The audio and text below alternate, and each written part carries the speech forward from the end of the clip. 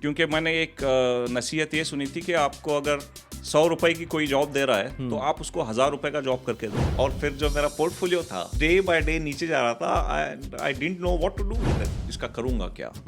Will I build apartments here और rent पे दूंगा, या इसकी कैपिटल एप्रिसिएशन होगी? ये कुछ मैंने किया नहीं था। तो वो लैंड जो है अभी भी खाली पड़ा है। बस वहाँ पे ये था कि मतलब जो मैं पेट्रोल के लिए यहाँ पे जो है तब 2 दिरहम देता था फॉर अ लीटर, और वहाँ पे जो है 0.45 फिल्स देता था। हलाला। खेत जो है that is another asset that you should make. अच्छा। तो फिर मैंने 7 एकर्स ऑफ खेत ले लिया, जो फार्म लैंड है। आप ऐसा एग्रीकल्चरल लैंड लो which is connected to the highways, या जहाँ पे लगता है कि कुछ टाउनशिप्स वगैरह आएंगी या कुछ कंपनीज आएंगी। तो वहाँ पे मैंने देखा है, I have some friends from Gurgaon, वहाँ पे उनके लैंड जो है it has grown by 50x। I know few millionaires जो क्रिप्टो से मिलियनियर हुए हैं। मैं एक बंदे को जानता हूँ जो $6 मिलियन तक पहुंच गया क्रिप्टो के थ्रू। राइट। उसके बाद अभी मेरे पास इससे बात हो रही थी, 2 मिलियन पे आ गया था। तो उसकी जान निकल गई थी। उसने कहा था यार अब मुझे पता है, मुझे पैसे निकाल लें। क्या हुआ when COVID happened, Indian market crashed by I think almost 40-50%. तो मेरा पोर्टफोलियो में 60 स्टॉक्स हो गए, which is not good actually. हाँ, वो सही नहीं है। तो I still have 59 स्टॉक्स। अच्छा, जिसको मुझे ट्रिम करना है। अगर मुझे कोई बोल दे कि भाई आप रिटायर हो जाओ, तो मैं तो बोल दूंगा यार I cannot do it. मुझे आप सैलरी भी मत दो, but I want to work. So Faisal साहब, जनता जानना चाहती है कि मल्टी मिलियनर होते हुए गाड़ी कौन सी रखी हुई आपने? गाड़ी तो सर नॉर्मली है मेरे पास। मेरे पास अच्छा लैंड क्रूजर की प्राडो है, which is not very expensive. कौन सा मॉडल है? It is a 2012 का मॉडल है। 2012 का मॉडल है? 2012 का मॉडल है, और मैं इसको जो है लास्ट 9 साल से मैं चला रहा हूँ। माशाल्लाह। 2012 में जो है मेरे दोस्त ने ली थी ये गाड़ी, and somehow he had to move to Iran. तो जब से आपके पास है? हाँ, जब से मेरे पास है, एंड अल्हम्दुलिल्लाह इट इज टोयोटा तो वैसे ही चल रही होती है। तो ये जो मल्टी मिलियनेयर, अभी हम बताते हैं कि डिटेल में फैसल साहब कौन है और इनको बुलाने का मकसद क्या है और क्यों लोगों को इंस्पिरेशन लेनी चाहिए ऐसे लोगों से, वो सारी चीज़ें हम बात करते हैं। लेकिन फैसल को मैं बहुत पहले से जानता हूँ। आई थिंक कोई 2011 कब आए, दुबई कब आए थे? मैं दुबई आया था 2011 अर्ली। 2011 अर्ली में। हाँ, तो उसी टाइम पर हमारी मुलाकात हुई होगी ऑफिस में। अभी तो ऑफिस का नाम हम नहीं लेते यहाँ पर, लेकिन उस ऑफिस में हमारी मुलाकात हुई होगी। राइट। तो उसके बाद मैं चला गया था, आप भी उसी टाइम पर मेरे ख्याल से सऊदी मूव हो गए थे। I move to KSA in 2014। Right, ठीक है। तो इस पॉडकास्ट में मैं जो हूँ ज़रा आपकी स्टोरी समझना चाहूँगा कि कैसे आप दुबई आए और दुबई से फिर सऊदी मूव किया, and this net worth of yours जो कि आपने जॉब से क्रिएट की अपनी, क्योंकि कोई आप जॉब बिजनेस तो करते नहीं है। आमतौर पर यही होता है कि जो आप वेल्थ बना रहे होते हैं, वो जो अच्छी वेल्थ बना रहे होते हैं वो जॉब से बना रहे होते हैं। बहुत कम लोग होते हैं जो अच्छी वेल्थ जो होती है वो बिजनेस से बना रहे होते हैं। बहुत कम लोग होते हैं जो जॉब से भी जो है वो उसको ग्रो कर रहे होते हैं चीज़ों को। तो that I am more interested in कि वो क्या थॉट प्रोसेस था, क्योंकि मुझे कुछ आइडिया है कि जब तक दुबई में थे तो कुछ गलतियाँ भी हुई थी, जो अभी जो गाड़ी आप यूज़ कर रहे हैं वो उस वक्त जो गाड़ी ली थी 2011 में, तो मेरे ख्याल से इससे भी नई गाड़ी होगी। इससे भी नई गाड़ी थी। सही। तो अच्छा, पहले तो मुझे बताओ कि कहाँ से हो, इंडिया में कहाँ से हो? हाँ, मैं इंडिया से हूँ।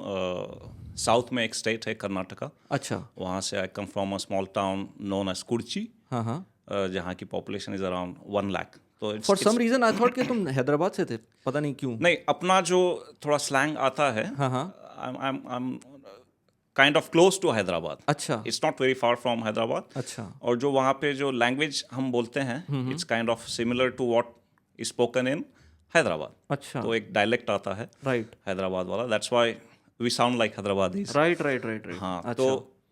तो मेरी अर्ली एजुकेशन वगैरह जो है वो स्मॉल टाउन से हुई। Then for the graduation etcetera I move to Bangalore which is a silicon hub of India. और वहाँ से फिर आई ग्रेजुएटेड इन 2005। राइट। फिर वहाँ से आई स्टार्टेड वर्किंग।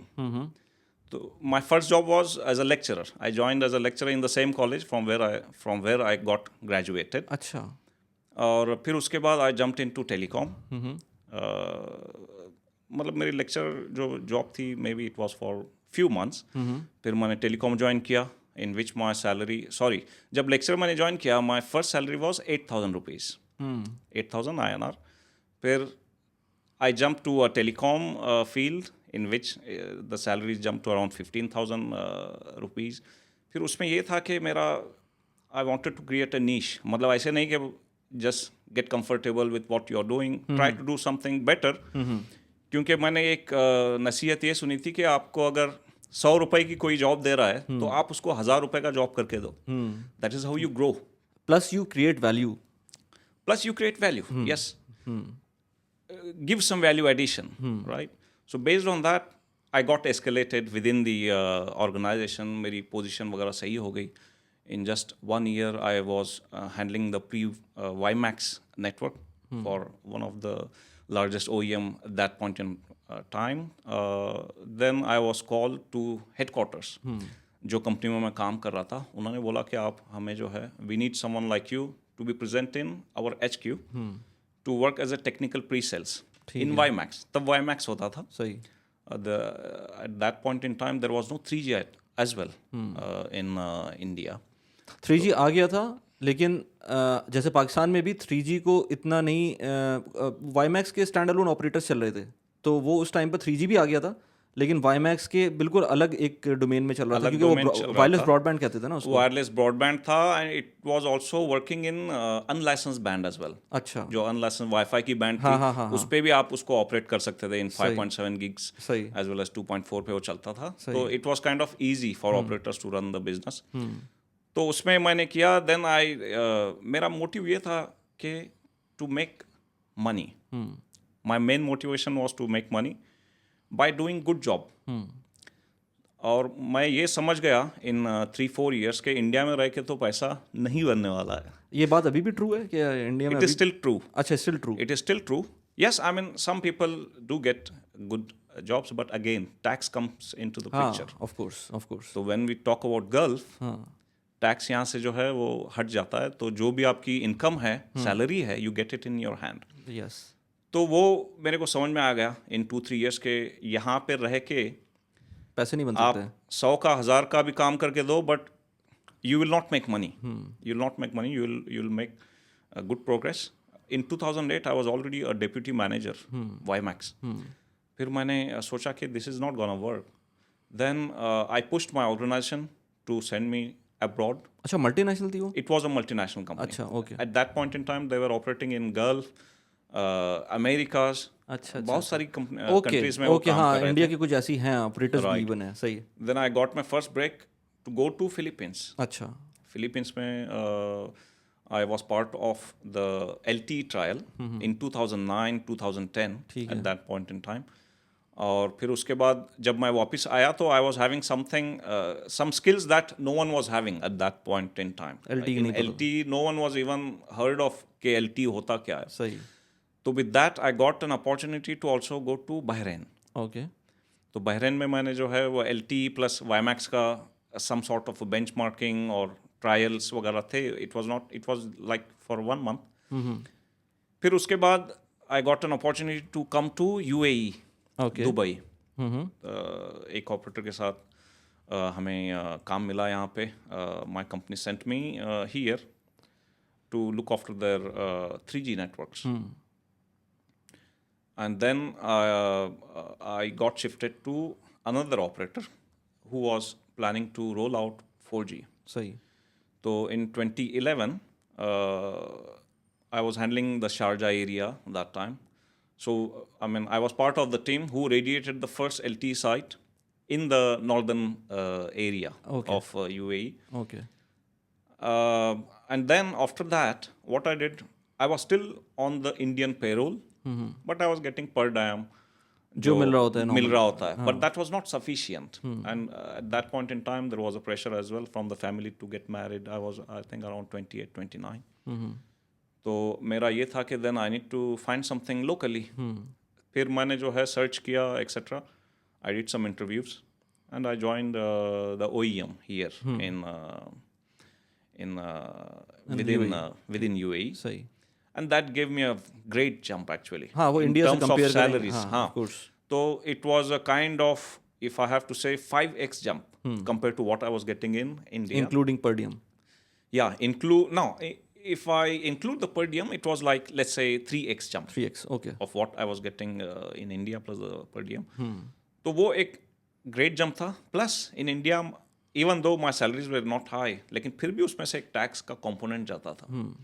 तो वो यहाँ पे बचने लगा. Then I got married in 2012 with Safina. She's a dental surgeon. Right. She was practicing before marriage. Then we moved to Sharjah. We started staying here. Initially, she thought of working. She was preparing for the exams, etc. But we were blessed with a daughter, Zoha. फिर उसके बाद जो है, she decided that she will commit herself to the kids' education and their future, etc. So she stopped practicing. Okay. फिर उसके बाद ये था कि at that point of time, I was working on contract. It was a contractual job. Every year the contract gets renewed. So there was always in mind, and that point Instability of होती time, है. yeah, it was kind of insecure. So whenever there is insecurity, you cannot decide what you will do next. If you want to buy something, you have to think. Am I going to stay here for a longer time or a short time? तो इसी चक्कर में जो है मैंने तब जो है लाइसेंस लेके एक गाड़ी भी ले ली, which was quite expensive compared to my salary that point of time. और फिर वो मुझे eventually बेचना पड़ा आगे जाके within 6 months. तो I was looking for something that gives me a good income. जो मुझे यहाँ पे मिल रहा था, to be frank, it was around $7,000 ठीक है. in UAE. सही है. Before I moved to KSA. तो मुझे एक परमानेंट जॉब चाहिए थी जहाँ पे ये ना हो कि मैं सोचूं कि भाई नेक्स्ट ईयर क्या होगा. तो I wanted a permanent job जिसमें मतलब पैसों के हिसाब से probably you were not complaining, but क्योंकि वो contractual job थी. बिल्कुल. प्लस ये कि कोई बेनिफिट भी नहीं होंगे उसके अंदर. बेनिफिट्स भी नहीं थे उसमें. उसमें ये था कि मतलब if I have to be released, it's just 1 month notice. I will be I will be told कि भाई आप 1 महीना आपके पास है, you can leave. तो that's kind of insecure, right. तो और तब जो है थोड़ा टेलीकॉम इंडस्ट्री में कुछ हलचल भी चल रही थी. Some of the OEMs were collaborating, job releases हो रहे थे, एक्सेट्रा एक्सेट्रा. तो मैं सोचा कि यार I need to go with someone big OEM and on a permanent role, not on a contractual role, something permanent. But that also means that I get good opportunities when I move to work on the new technologies. क्योंकि मेरा domain ही यही था. यहाँ पे क्या हो गया कि 4G रोल आउट करने के बाद I kind of felt comfortable. I don't like comfort zone. मुझे चाहिए कि भाई नया करना है. तो वहाँ पे ये था कि KSA being the big market, वहाँ पे खेलने के लिए बहुत था मेरे पास. मतलब फीचर्स थे, ट्रायल्स थे, स्पीड्स लाना था, बहुत सारी चीज़ें. तो फिर आई got an opportunity from KSA, जिसको मतलब मेरे को काफ़ी सोचना पड़ा. अच्छा. I mean it was not a straight forward decision. काफ़ी बंदों से मैंने कंसल्ट किया. तो वाई, मतलब वो तो अच्छी जॉब थी मेरे ख्याल से. जॉब अच्छी थी, but the location was a concern from some of the people. Okay. कि यार वहाँ पे तो ऐसे है KSA में, आप दुबई से वहाँ जाओगे तो यू विल फील आइसोलेटेड, मतलब पूरा अलग कल्चर है वहाँ पे वगैरह वगैरह. बट आफ्टर ड्यू कंसल्टेशन करने के बाद मैंने डिसाइड किया कि I will move. Because for me, I mean Dubai is great, but यहाँ पे एक चीज़ थी कि मतलब life is very fast, traffics हैं. और अब तो खैर ये बात तो वहाँ के लिए भी सही वहाँ के लिए भी सही नहीं है, वहाँ पे भी बढ़ रहा है. काफ़ी ट्रैफिक हो गया वहाँ पे. और हाँ, थोड़ा कंजर्वेटिव था वो व्हेन आई मूव. तो मैंने सोचा कि I will move to KSA because I got almost 50% hike there. Okay. Including the other benefits, which included bonus, the leaves वगैरह में भी कुछ ये नहीं था. You get a good amount of leave. End of service benefits add हो रहे थे. बच्चों की एजुकेशन मिल रही होगी. बच्चों की एजुकेशन तब नहीं मिल रही थी. अच्छा. Then again, I mean within that company I had to make progress. Okay. To get to that job stage, to also avail the schooling wala benefits. Then I moved to KSA. अब KSA move किया तो वहाँ पे I had the whole playground to play. And I was not. अच्छा, यहाँ तक अगर Dubai में देखें तो दुबई में रहते हुए कितना टाइम था ये $7,000 वाला पीरियड जो था? $7,000 वाला जो पीरियड था, it was like 1.5 years. उसके पहले it was like 5.5, 6.5. Okay. It was again still not very bad. It was not bad. It was not bad. 7K that point of time, it was decent salary. नहीं, I mean to से उससे पहले भी, even 7 से पहले भी वो $5,000 भी इतना बुरा नहीं है, मतलब बुरा नहीं है, बुरा बुरा था नहीं वो। है। तो only thing was that it was not कोई परमानेंसी नहीं थी उसके अंदर। परमानेंसी नहीं थी, हाँ। जॉब सिक्योरिटी नहीं थी। तो अच्छा, उस टाइम पे छोड़ रहे थे 2014 के अंदर और स्टार्ट किया था 2011 के अंदर, तो कोई एसेट्स बनाए हुए थे, कुछ किया हुआ था? हाँ, ये एक कहानी है वैसे। यही तो कहानी मुझे सुननी है। उसमें ये है कि मतलब आई वॉज नॉट मतलब फाइनेंशियली स्ट्रॉन्ग, और मतलब या मैच्योर नहीं था मैं। तो मतलब किसी ने कह दिया कि यार यहाँ पे जगह मस्त है, ले लो। ले लिया। किसी ने बोला कि यहाँ पे खेत बिक रहे हैं, हाँ। सस्ते हैं, हाँ। ले लो। हाँ। ले लिया। ये नहीं सोचा कि ले तो लिया, करूँगा क्या उसके बाद में, मतलब what return will I get. ले लिया, मतलब सस्ते में मिल रहा है, आप कुछ भी ले लोगे, मतलब you need to have a plan, right. तो मतलब अगर आप प्लॉट ले रहे हो तो you need to have a plan कि आप प्लॉट लोगे, अच्छा ये एरिया अच्छा है, यहाँ पे अप्रिसिएशन होगी 2x 3x 5x in let's say in coming 4-5 years. ये कुछ इवैल्यूएशन नहीं किया मैंने। तो इस तरह से जो है मैंने इन्वेस्टमेंट्स किए। अच्छा। Not even in UAE, even when I was in India I purchase one apartment in 2009। जो अच्छा, 2009 में इंडिया में रहते हुए परचेज किया? रहते हुए मैंने अच्छा, इट purchase सीम्स किया। के ठीक है, डिसीजंस गलत होंगे, लेकिन एटलीस्ट इन्वेस्टमेंट चल रही थी। इन्वेस्टमेंट्स चल रही थी। कभी इंडिया के स्टॉक्स में की थी उस टाइम पर? हाँ, वो भी उसका ये है कि इन 2007 I got into stock market again अच्छा। थ्रू फ्रेंड्स एंड फैमिली के यार ये बेस्ट है। अच्छा, ये बहुत अच्छी बात है। मतलब पाकिस्तान के अंदर मैं जानता हूँ लोगों को, पाकिस्तानियों के साथ अभी मैं ये भी बात करूंगा कि डिफरेंस बिटवीन जो ये मेंटालिटी होती है पाकिस्तानी इंडियंस की, अगर तुम्हें कुछ इस तरह की इनसाइट्स हों कि क्या लगता है। एनीवेज, तो स्टॉक्स में भी इन्वेस्ट कर दिया था 2007 स्टॉक्स में मैंने इन्वेस्ट किया था 2007 में। तो मतलब ये था कि जो भी मेरी सेविंग्स होती थी I used to invest in stocks. तो स्टॉक्स जब मैं इन्वेस्ट कर रहा था तो इट वाज गोइंग गुड अच्छा, until Lehman Brothers happened. 2008। हाँ। 2008 happened. हाँ। और फिर जो मेरा पोर्टफोलियो था वो डे बाय डे नीचे जा रहा था and I didn't know what to do with it. अगर आप एक्सपर्ट हैं और बैक होम पैसे भेजते हैं, पाकिस्तान, इंडिया, नेपाल, बांग्लादेश, कहीं भी पैसे भेजते हैं, तो आपके लिए एक बहुत अच्छी ऐप है टैप टैप सेंड की। टैप टैप सेंड के थ्रू आप पूरी दुनिया में कहीं भी हो, चाहे यूएस में हो, यूरोप में हो, यूएई में हो, कहीं भी हो, आप बहुत आराम से पैसे भेज सकते हैं विदाउट एनी एडिशनल चार्जेस। सबसे अच्छी बात यह है कि इस ऐप के थ्रू जब आप पैसे भेजते हैं तो बहुत जल्दी रिसीव होते हैं और आपके पास एक रिकॉर्ड रहता है कि आपने कितने पैसे भेजे, किस रेट पे पैसे भेजे हैं। रेट भी बहुत अच्छे होते हैं। मेरा रेफरल कोड यूज़ करेंगे तो आपको 25 दिरहम्स, $10, 10 पाउंड्स या 10 यूरोज़ का रेफरल बोनस भी मिल सकता है। लिंक मैंने डिस्क्रिप्शन में डाला हुआ है और कमेंट में भी आपको मिल जाएगा। Send money and enjoy. Now let's get back to the video. Individual stocks के लिए हुए थे या कोई म्यूचुअल फंड लिया? No, it was individual stocks. अच्छा। Not even mutual funds, individual stocks थे। वो इसने ये कहा वो कहा, even those stocks were not bad. Stocks अगर वो छोड़ देते उस टाइम पर, छोड़ देते तो must have grown heavily. Then I got disappointed कि यार it is a hard earning money. तो तब तो ये होता ना कि you have less salaries plus उसमें से जो सेविंग कर रहे हैं आप उसमें लगा रहे हैं, और वो जब नीचे जाता तो यू गेट डिसहार्टेंड। एग्जैक्टली। तो और फिर जब मार्केट क्रैश हुआ तब reality market also crash badly. Then there were opportunities to buy some apartments वगैरह। तो फिर मैंने आइडेंटिफाई किया कि यार ये स्टॉक मार्केट तो मेरे बस का नहीं है। तो जो even though it has gone down by 50% मैं इसको निकालता हूँ। अच्छा, निकाल लिए पैसे। और मैं जो है फिर वो let's buy some real estate. सही। तो रियल एस्टेट मैंने लिया, एक 2 बेडरूम का एक फ्लैट अपार्टमेंट लिया that costed me around 30 lakhs at that point of time. तो उसकी डाउन पेमेंट वगैरह जो है I did with some savings और प्लस जो स्टॉक से जो मेरा मिला था। लेकिन फिर उसका जो EMI बनता था, जो मंथली इंस्टॉलमेंट बनते थे, that was around 20,000।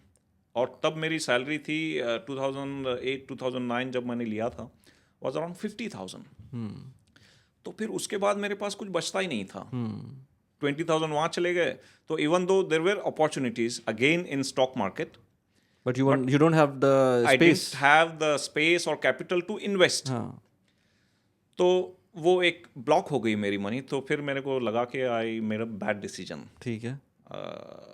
Around that time. तो उसके बाद फिर मेरे पास कुछ बचा नहीं until I move to UAE आने के बाद मेरे पास कुछ कॉर्पस वगैरह बना।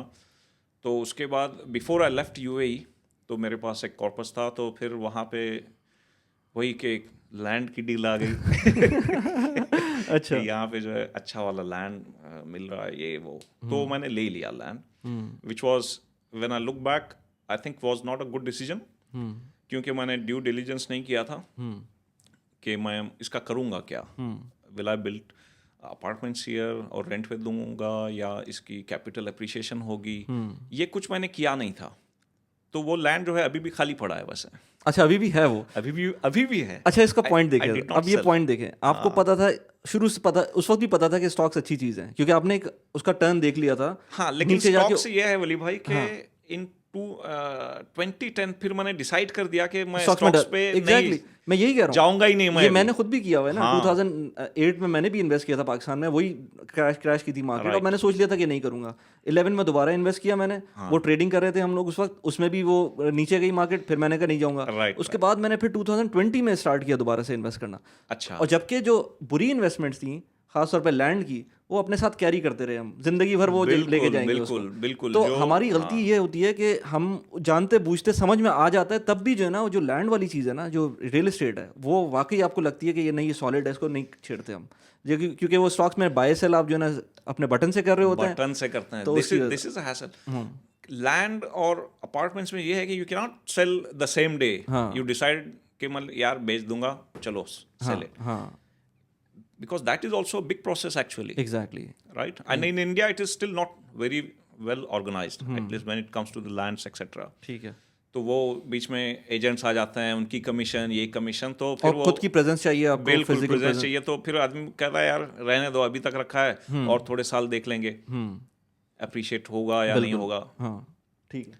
तो वो है, तो until 2018 my investments were not good। तो मैं 2014 में रियाद मूव हुआ, तो वहाँ पे एज आई टोल्ड यू मतलब मेरी सैलरी जो है इट जंप बाय 50% मोर। तो I and initially when I move to KSA I realize कि वहाँ की cost of living was quite less compare to Dubai at that point in time. वहाँ पे ये था कि मतलब जो मैं पेट्रोल के लिए यहाँ पे जो है तब 2 दिरहम देता था फॉर अ लीटर, और वहाँ पे जो है 0.45 फिल्स देता था हलाला फॉर 1 लीटर। राइट। तो वो तो तब कोई भी गाड़ी लो, जितनी पीती है पीने दो, नॉट अ प्रॉब्लम। तो वो था। इवेंचुअली अभी जो है इफ आई कंपेयर नाउ, अगर आप ग्रोसरी वगैरह कंपेयर करें ना, Dubai is cheaper than Saudi because we have a 15% VAT. यहाँ 5% है, वहाँ पर 5% है। बट दुबई का ये है कि यहाँ पे हाउसिंग इज एक्सपेंसिव, वहाँ पे भी एक्सपेंसिव है। अभी जैसे कि मैं वहाँ पे I am staying in a villa, it's a 5-bedroom villa which I have rented for 85,000. If I have to buy, if I have to rent the same villa here, 150,000 से कम में मेरे को नहीं मिलेगा वैसा। सही बात है। तो वो हाउसिंग वहाँ पे इंक्रीज हुआ है, 2x हुआ है in the last 3-4 years, but it is still quite cheaper than what we have it in Dubai. अच्छा, एक चीज़ मैं लोगों से जब सुनता हूँ, बात करता हूँ, तो ये भी मुझे लगता है कि अगर आप इक्विवेलेंट टाइप की क्वालिटी देखेंगे, कंपेयर करेंगे दुबई और रियाद में, तो वो सिमिलर लेवल पे आ जाएगी। अगर आप क्वालिटी में चीज़ देखें, अगर क्वालिटी आप उसको थोड़ा सा कॉम्प्रोमाइज़ करेंगे तो फिर आपको काफ़ी सस्ता मिलना शुरू हो जाएगा। तो इस तरह से है मेरे ख्याल से, इस तरह से है। वहाँ पे एक कंपाउंड कल्चर बहुत कॉमन है, ज़्यादा था पहले, अभी लेकिन वो due to more liberty, modernization की वजह से उतना वो it's not worth it now, लेकिन पहले ये था कि कंपाउंड्स थे, American compound, British compound, Aramco compound. तो वहाँ पे ये था कि you have your own rules, वहाँ पे रूल ऑफ द लैंड जो भी है वो अप्लाई नहीं होता था, but those were very expensive. If you have to buy a villa in a compound then that is like 200,000 riyals. तो वो तो नॉर्मल बंदा नहीं, वो कंपनी की तरफ से ही मिल रहा होता था। जब कंपनी जनरली प्रोवाइड करते थे उन बंदों के, तो उनके लिए था। इवन मेरी कंपनी में भी before I join there used to be a compound, तो देयर वाज ऑप्शन, आप इधर कंपाउंड में रहो या टेक अ HRA। तो मैं जब गया तो that was not the case, वो उन्होंने स्क्वैश कर दिया था। तो company just used to give the HRA, अब आप जो लेना है लो, उससे विला लो, घर लो, जो लेना है लो। सही। तो ये है, मतलब yes we were comparing the cost of living. अगर मैं अभी की बात करूं तो I think it is both are on the same page. अगर आप सिमिलर क्वालिटी लेके जाते हैं, मतलब दुबई और रियाद को, हाँ, अगर आप क्योंकि वो क्वालिटी दुबई में एटलीस्ट, बाकी रीजन्स शारजा वगैरह में तो शायद आपको नीचे वाली चीज़ें मिल जाएं, लेकिन दुबई में एक मिनिमम स्टैंडर्ड मिल जाएगा आपको। एक स्टैंडर्ड है, यस। तो उस स्टैंडर्ड की चीज़ पे अगर आप सऊदी जाएंगे तो आपको वो ऑलमोस्ट सेम, या it might get expensive. It might get expensive as well, yes. Your overall cost of living will get little expensive. Plus ये कि वो जो वहाँ पर फैमिली डिपेंडेंट वीज़ा की फीस है, एडिशनल कॉस्ट। दुबई की प्रॉपर्टीज़ काफ़ी ज़्यादा एक्सपेंसिव है, लेकिन अगर आप चाहते हैं कि दुबई की प्रॉपर्टीज़ के अंदर कुछ एक्सपोजर लिया जाए तो कुछ एक्सपोजर के लिए आपके पास अगर छोटी अमाउंट भी मौजूद है तो उसके थ्रू आप स्मार्ट क्राउड एक प्लेटफॉर्म है जिसमें इन्वेस्ट कर सकते हैं। स्मार्ट क्राउड में starting from even 1000 dirhams 2000 dirhams जितनी भी छोटी अमाउंट है आपके पास, उससे आप इन्वेस्टमेंट स्टार्ट कर सकते हैं। आपका एक्सपोजर यूए की किसी एक प्रॉपर्टी के अंदर हो जाएगा और उसके थ्रू आपका रेंटल भी मिलेगा और आपकी प्रॉपर्टी अप्रिसिएशन भी हो सकती है। इस वीडियो के डिस्क्रिप्शन के अंदर और कमेंट के अंदर आपको लिंक मिल जाएगा जिसके थ्रू आप अकाउंट खोलेंगे और अकाउंट खोलने के टाइम पर आपको 250 दिरहम्स का रेफरल बोनस मिल सकता है, जो कि मेरी तरफ से होगा क्योंकि इस वीडियो को पावर किया हुआ है स्मार्ट क्राउड ने। Now let's get back to the video. Family tax लगता है per individual, it is like 400 riyal per month. So you don't pay it per month. It is like you pay it per year whenever your इकामा is getting renewed, your ID is getting renewed. तो अभी जैसे कि we are 4. मतलब मुझको छोड़ के we are 4. मतलब वो तो कंपनी दे रही होगी आपका। वाइफ और 3 kids। मेरा भी सोचना पड़ रहा है। अच्छा। नहीं, मेरा कंपनी दे रही है, यस। तो 4 जो मेरे पे हैं, वाइफ एंड देन 3 kids, उनका जो है वो मुझे देना पड़ता है। So that amounts to around 20,000 riyal a year. तो वो एक एडिशनल वहाँ पे लगता है, which is still not the case in UAE. और दूसरा ये है सऊदी में कि whenever you exit the country you have to get the exit visa. अच्छा, ये अभी भी होता है? अभी भी है। अच्छा, अभी भी है। Okay, that is still there. तो उसमें ये है कि company pays for once a year। अगर आप एक बार से ज्यादा जा रहे हैं कंट्री के बाहर, then you have to take care of। और वो पर पर्सन आपको पे करना पड़ता है अगर फैमिली जा रही है? पर पर्सन पे करना पड़ता है। और कितना होता है वो? It is 200 riyals. That is still it is still like अगर मुझे फैमिली का बनाना तो 1000 तो हो गए फिर मेरे। ओह, एक दफा भी कहीं भी जाना है तो एक दफा कहीं पे भी जाना है, बहरीन भी जाना है, even though we have a causeway, I need to take that visa। तो आपके ये तो कॉस्ट है। हाँ, वो एक कॉस्ट है जो यहाँ पर इंडिपेंडेंस है ना उस चीज की, यहाँ पे है। यहाँ जैसे आप एक दफा गोल्डन वीजा ले लें फिर आपको 10 साल के लिए वीजा ही नहीं सोचना। इंशाल्लाह वो भी प्लान में है। वो प्लान में है। हाँ। अभी उस पर भी आते हैं।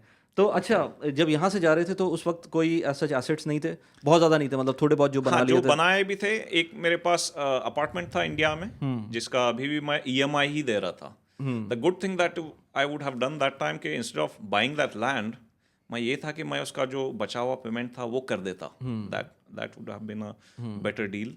तो मेरे पास वो अपार्टमेंट था which was not fully on my name because I was still paying it on loan. और एक जो है वो लैंड था। Those were the assets that I had made. ठीक है। फिर सऊदी जाकर इनिशियली एक तो उस टाइम पर सऊदी सस्ता भी था, it was cheaper living there. फिर सैलरी में भी जंप मिल गया था।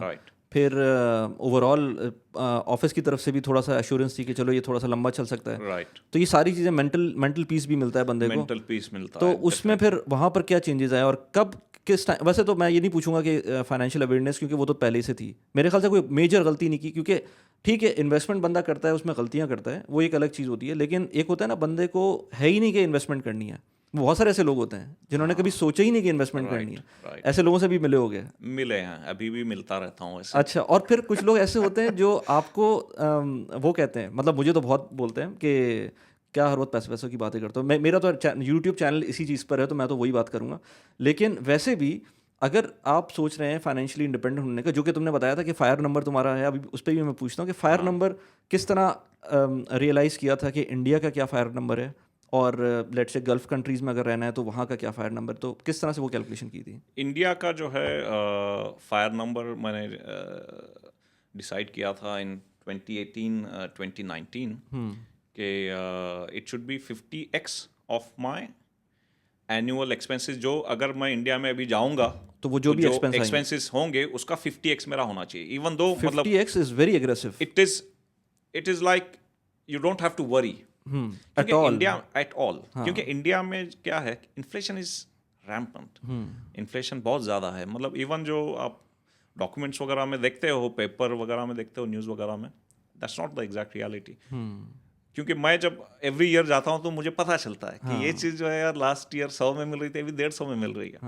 तो इन्फ्लेशन तो है, उसको मतलब मद्देनजर रखते हुए मैंने जो है मेरा 50x जो है वो रखा था। जनरली लोग 25 times 25 times which is kind of decent, हाँ। लेकिन मैंने उसको बढ़ा के रखा। ठीक है, सही है। बढ़ा के रखा। ओके। तो that amounted to around 10 CR in Indian currency.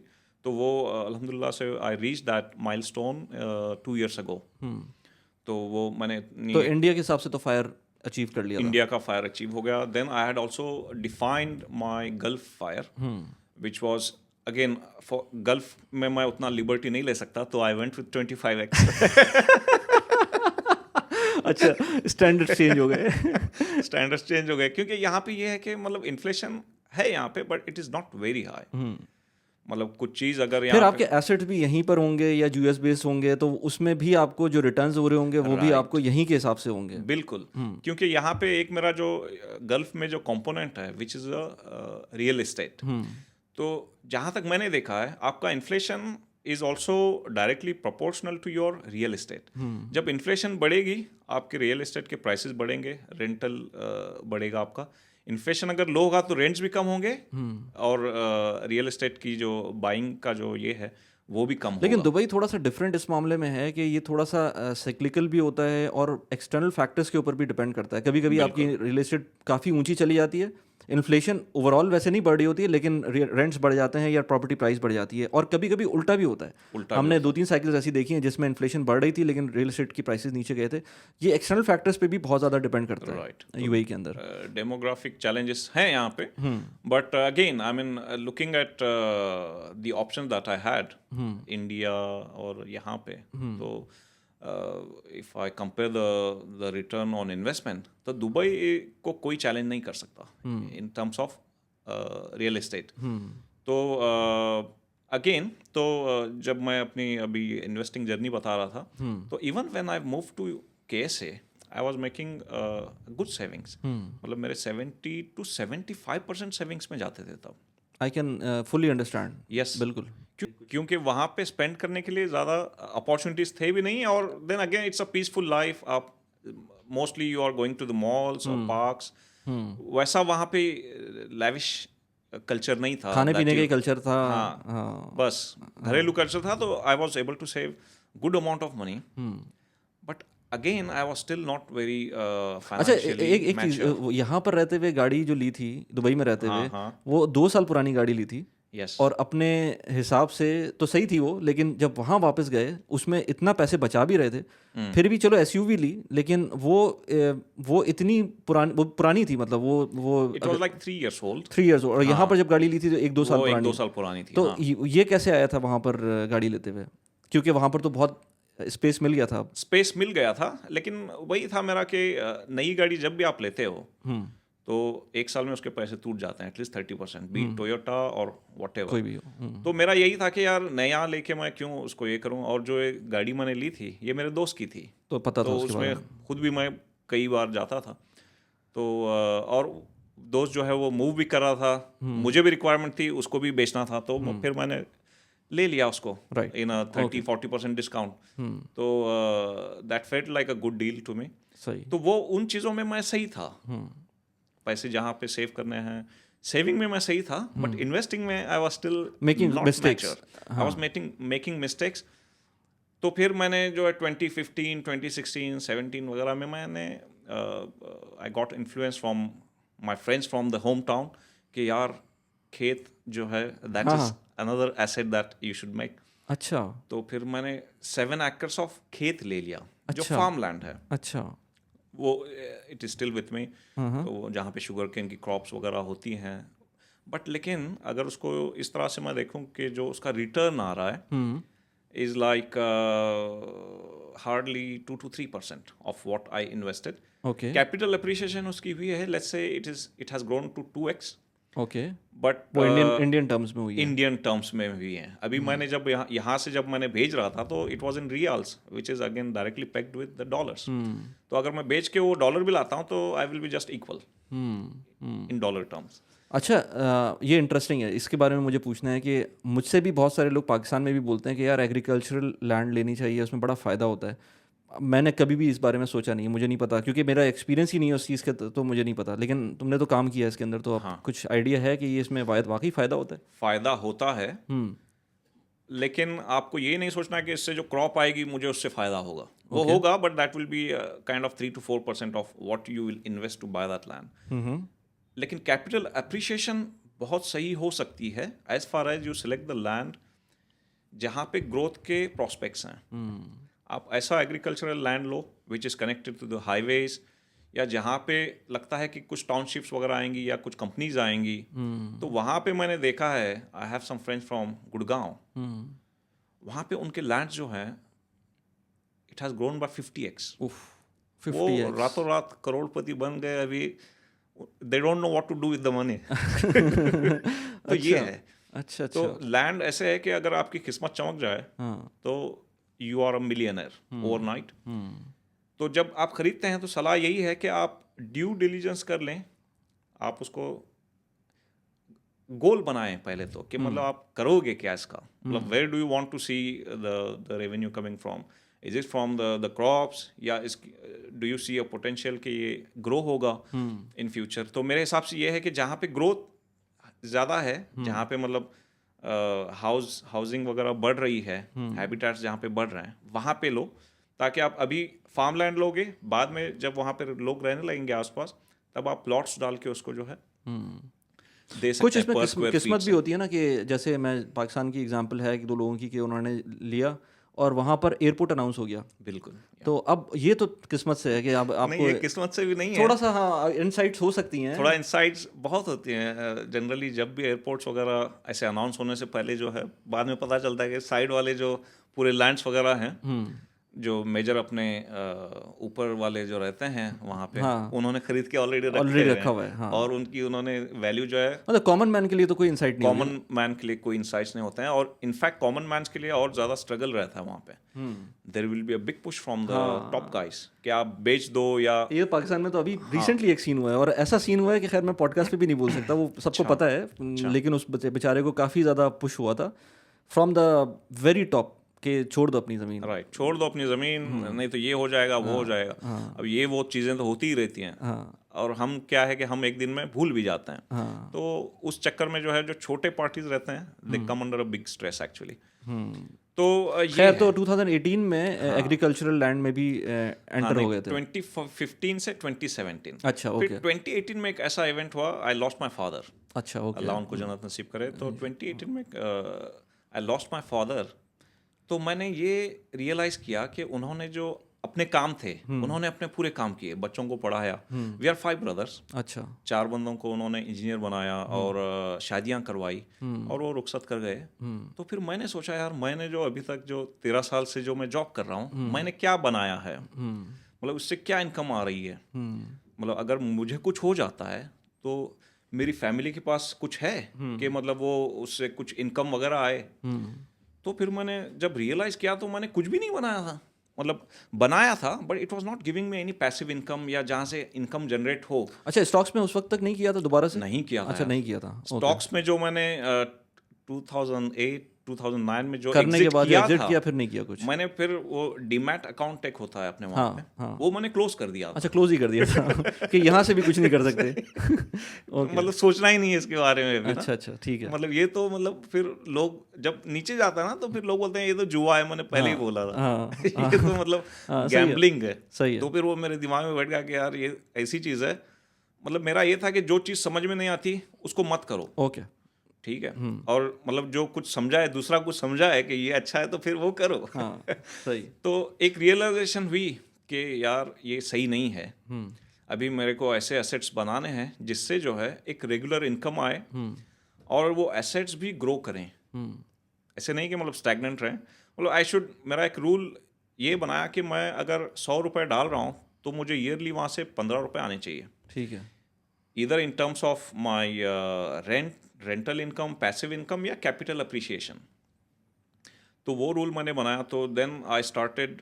अभी तब भी मेरा जो है स्टॉक मार्केट में ध्यान नहीं जा रहा था, क्योंकि during that time stock market was going quite flat. बिल्कुल 2016 से 2019 तक जो है सही स्टॉक मार्केट्स पर काइंड ऑफ फ्लैट, बिल्कुल। तो it did not excite me even though जो मेरे रिलेशनशिप मैनेजर्स वगैरह थे जो बैंक्स वगैरह के, they used to tell me कि सर ले लो ये वो ना, हाँ लेकिन मैं बोलता था इनके कॉल आए मतलब कुछ तो गड़बड़ है। हाँ नहीं अच्छा, मैंने एक चीज़ अपनी जो साइकी थोड़ी सी चेंज की।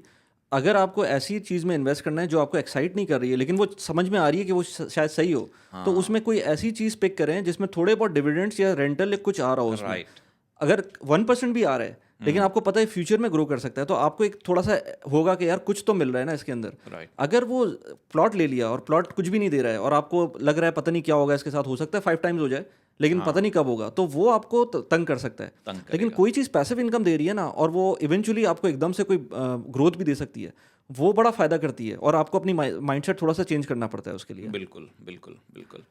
तो कहाँ था मैं? हाँ, तो अब मैं ये पूछता हूँ कि एग्रीकल्चरल लैंड में इन्वेस्ट किया था 2017 तक, उसके बाद फिर क्या हुआ? हाँ, तो 2018 में एक रियलाइजेशन हुई जो मैंने बताया अभी, हाँ कि कुछ करना है अब। कि कुछ करना है जिससे मेरे को मुझे जो है एक रेगुलर इनकम आए, क्योंकि आई वाज अर्निंग गुड सम, सही लेकिन मैं उसको सही जगह लगा नहीं रहा था। ठीक है। तो फिर मैंने काफ़ी रिसर्च किया, तब मैंने फिर ज़ीरो डाउन किया ऑन यूएई कि एक जो है अपार्टमेंट से स्टार्ट करते हैं in UAE, even though market was कब 2018 में? हाँ रॉक बॉटम पे था 2018 2019 में। 2019 में मैं आई स्टार्टेड इवैल्यूएटिंग यूएई, काफ़ी मैंने रिसर्च वगैरह भी की। क्या रीज़न था यूएई सोचने का? यूएई एक तो ये कि मैं यहाँ पे रहा था पहले, ठीक है और ये था कि यहाँ के रूल्स एंड रेगुलेशंस काफ़ी स्ट्रॉन्ग हैं ठीक है। और मुझे मैनेज करना भी इजी रहेगा। और दूसरा ये कि यहाँ पे ROI वॉज स्टिल 7%। किसी भी टाइम पे चले जाएं ऑलमोस्ट किसी भी 7%। टाइम पे चले जाओ आप, इट वॉज 7%। ठीक है। तो और इट वॉज क्वाइट लो, मतलब जो प्राइसेस थे काफ़ी लो चले गए थे। तो मैंने रिसर्चेस वगैरह भी चेक किए, तो वहाँ पे ये था कि मतलब in some countries there was a bubble, 2%, 3%, 4% ऐसे बबल है, and UAE was negative actually. मतलब यहाँ पे नेगेटिव बबल चल रहा था, मतलब इट द प्रॉपर्टीज डिफ्लेशन हो गई थी। Under valued. फिर मैंने ये सोचा कि और नीचे कहाँ तक जाएंगे, राइट? तो इवेंचुअली रेंटल इनकम तो आ ही रही है, 7% आ रही है, वो जाके 5% आएगी, नीचे जाएगा तो भी। और मेरा ये था कि मतलब it has to go up now. हाँ, और फ्लिप भी नहीं करने का मेंटालिटी थी कि जल्दी बेचना है उसको। नहीं, बेचने की मेंटालिटी से मैंने नहीं लिया था। तो मैंने वो फिर लिया इन 2019। आई डिसाइडेड, मतलब एरियाज़ वगैरह में मैंने रिसर्च किया, तो JVC इज़ द एरिया मैंने ज़ीरो डाउन किया कि ये एरिया है जहाँ पे मेरे को इन्वेस्ट करना है। तो वहाँ पे मैंने एक 1 बेड का यूनिट लिया which costed me around 640K dirham, and it was also on a good payment plan. अच्छा, ऑफ प्लान लिया था? It was off plan. तो पहले जो है before you take the hand over you just pay 20%, and after the handover you pay 80% in 4 years. हाँ, I'm still paying it. अच्छा अभी भी पे कर रहे हैं? अच्छा, ये उस टाइम अभी 7 महीने बचे हैं मेरे। उस टाइम पर ज़्यादा फ्लेक्सिबिलिटी भी मिल रही थी ना? फ्लेक्सिबिलिटी बहुत थी, मतलब there was a big supply and no demand, जिसकी वजह से जो है फिर वो प्राइसेस भी लो थे, एंड बिल्डर्स डेवलपर जो है वो ऐसे फ्रीबीज भी देते थे, फ्लेक्सिबिलिटी भी देते थे इन पेमेंट टर्म्स, या कुछ डेवलपर जो है वो DLD वेवर दे देते थे एक्सेट्रा। तो फिर वो मैंने ले लिया, और तब मैं आया था यूएई, जब मैंने आपसे तब मिला था ऑफिस में वगैरह में। तो मैंने वो ले लिया। Then what happened, I book that property in 2019 December. सही, ओके, टू कोविड से जस्ट 2 महीने कोविड पहले। से 2-3 महीने पहले। तो फिर मार्च में कोविड आ गया। तो जो प्रॉपर्टी ली थी, अब वहाँ पे और थोड़े डिस्काउंट्स आ गए, लाइक 5% वगैरह। तो लोगों ने बोला कि यार गलत डिसीजन था ये वो। इवन अच्छा, बोलते थे लोग इस तरह से? बोलते थे, नहीं, इवन जब मैंने दुबई की प्रॉपर्टी ली, बहुत लोगों ने बोला कि यार ये रॉन्ग मूव है, it's not the right move, आप कैसे मैनेज करोगे ये वो। मैंने सुना, लेकिन आई न्यू इट, क्योंकि मैं यहाँ पे रहा था और मुझे पता था कि ये सही मार्केट है, and it is good for Asians like us, because this proximity, generally I take flight to Mumbai, 2-2.5 घंटे में मुंबई पहुंच जाता हूँ। बिल्कुल। तो it's like second home for us. और यहाँ पे इतने देसीज हैं already, you don't feel like alien. ये अपना ही मुल्क लगता है विद सम गुड इंफ्रास्ट्रक्चर। तो वो एक ध्यान में था. Then in 2021 I got the hand over of the property और फिर मैंने उसको रेंट पे लगा दिया. इनिशियली रेंट पे लगा दिया फॉर 52,000 दिरहम. तो it was already giving me like 8% ROI. सही. फिर कोविड के बाद जो थोड़ा ग्रोथ आनी शुरू हो गई इन 2022 में. तो इस टाइम पे कोविड में अच्छों की जो ना हो गई थी कि यार पता नहीं क्या होगा आगे, क्यों हो गया था ऑफ कोर्स. वो जो टाइम था मेरे ख्याल से जुलाई तक का जो टाइम था वो बड़ा हॉरिबल टाइम था. बिल्कुल. उसमें तो जॉब का भी नहीं पता था ना, जॉब के साथ भी कुछ हो सकता था. जॉब तो छोड़ो, जान का ही पता नहीं था. जान का नहीं पता था. हाँ एग्जैक्ट. अच्छा, उसमें बड़े मजे की चीज़ थी, वो लोग कह रहे थे कि भाई हमें नहीं पता दुनिया में क्या होगा, हम पैसे कहाँ क्यों करें इन्वेस्ट, अभी तो कुछ नहीं पता. तो उस पर लोग कहते थे कि भाई अभी आपका खुद का नहीं पता, आप जो पैसे चाहिए उतने रख लो, बाकी इन्वेस्ट कर दो तो ज़्यादा बेहतर था. क्योंकि मार्केट्स कहाँ पहुँच गई थी, रियल एस्टेट कहाँ पहुँच गई थी. खैर उस वक्त जिन लोगों ने किया उनको बड़ा फायदा हुआ उसके अंदर. तो crisis actually also brings new opportunities. वो एक है. तो वहाँ से थोड़ा मार्केट्स अभी भी लो पे ही थे. तो फिर जब मुझे रेंट आना शुरू हो गया ना, तो आई रियलाइज कि ये सही चीज़ है. Right, it gives a good passive income. Even though तब अभी भी प्रॉपर्टीज अप्रिशिएट नहीं हो रहे थे. तो दैट टाइम आई डिसाइडेड कि मैं एक और यूनिट लूँगा. ठीक है. क्योंकि जो मैंने यूनिट लिया था it was not hitting me hard, क्योंकि इट वाज अ थोड़ा बहुत रेंटल आ रहा था. रेंटल भी आ रहा था, प्लस उसके पेमेंट्स भी जो है इट वाज नॉट, मतलब वो 2-3 हज़ार दिरहम शायद ऊपर जा रहे हो. 4,000 दिरहम आई वाज पेइंग एक्स्ट्रा. ठीक है, सही है. तो मैं फ्री था. अभी भी मेरे पास इनफ सम था टू बाय न्यू प्रॉपर्टीज या इन्वेस्ट समवेयर. तो दो ऑप्शन थे. एक जो है वो स्टॉक मार्केट था और दूसरा जो है अपना रियल्टी में और इन्वेस्ट करना था. सही. तो sorry, in 2021 I started investing in equity again. Indian equity. Indian equity meaning मैंने I started with the mutual funds. ठीक है. और उसमें मैंने 2 म्यूचुअल फंड ऐसे भी लिए विच directly invest in the Nasdaq and S&P 500. तो वो इंडिया के थ्रू क्यों किया, उसमें तो टैक्स भी लगता है फिर. हाँ, इसलिए तो मैं आपके पास भी आया हूँ ना.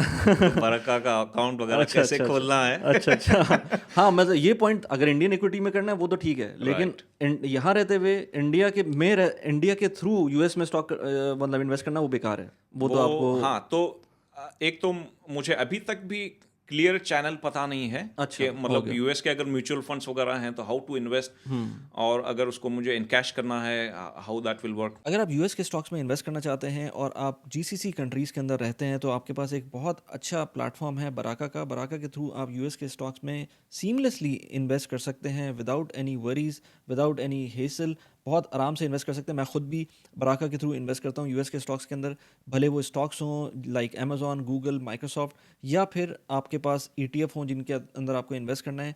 बहुत अच्छा इंटरफेस है ऐप का. मैंने लिंक डिस्क्रिप्शन में डाला हुआ है. अगर आप उसको यूज़ करते हुए अपना अकाउंट खोलेंगे तो आपको रेफरल बोनस भी मिल सकता है. Do try this out.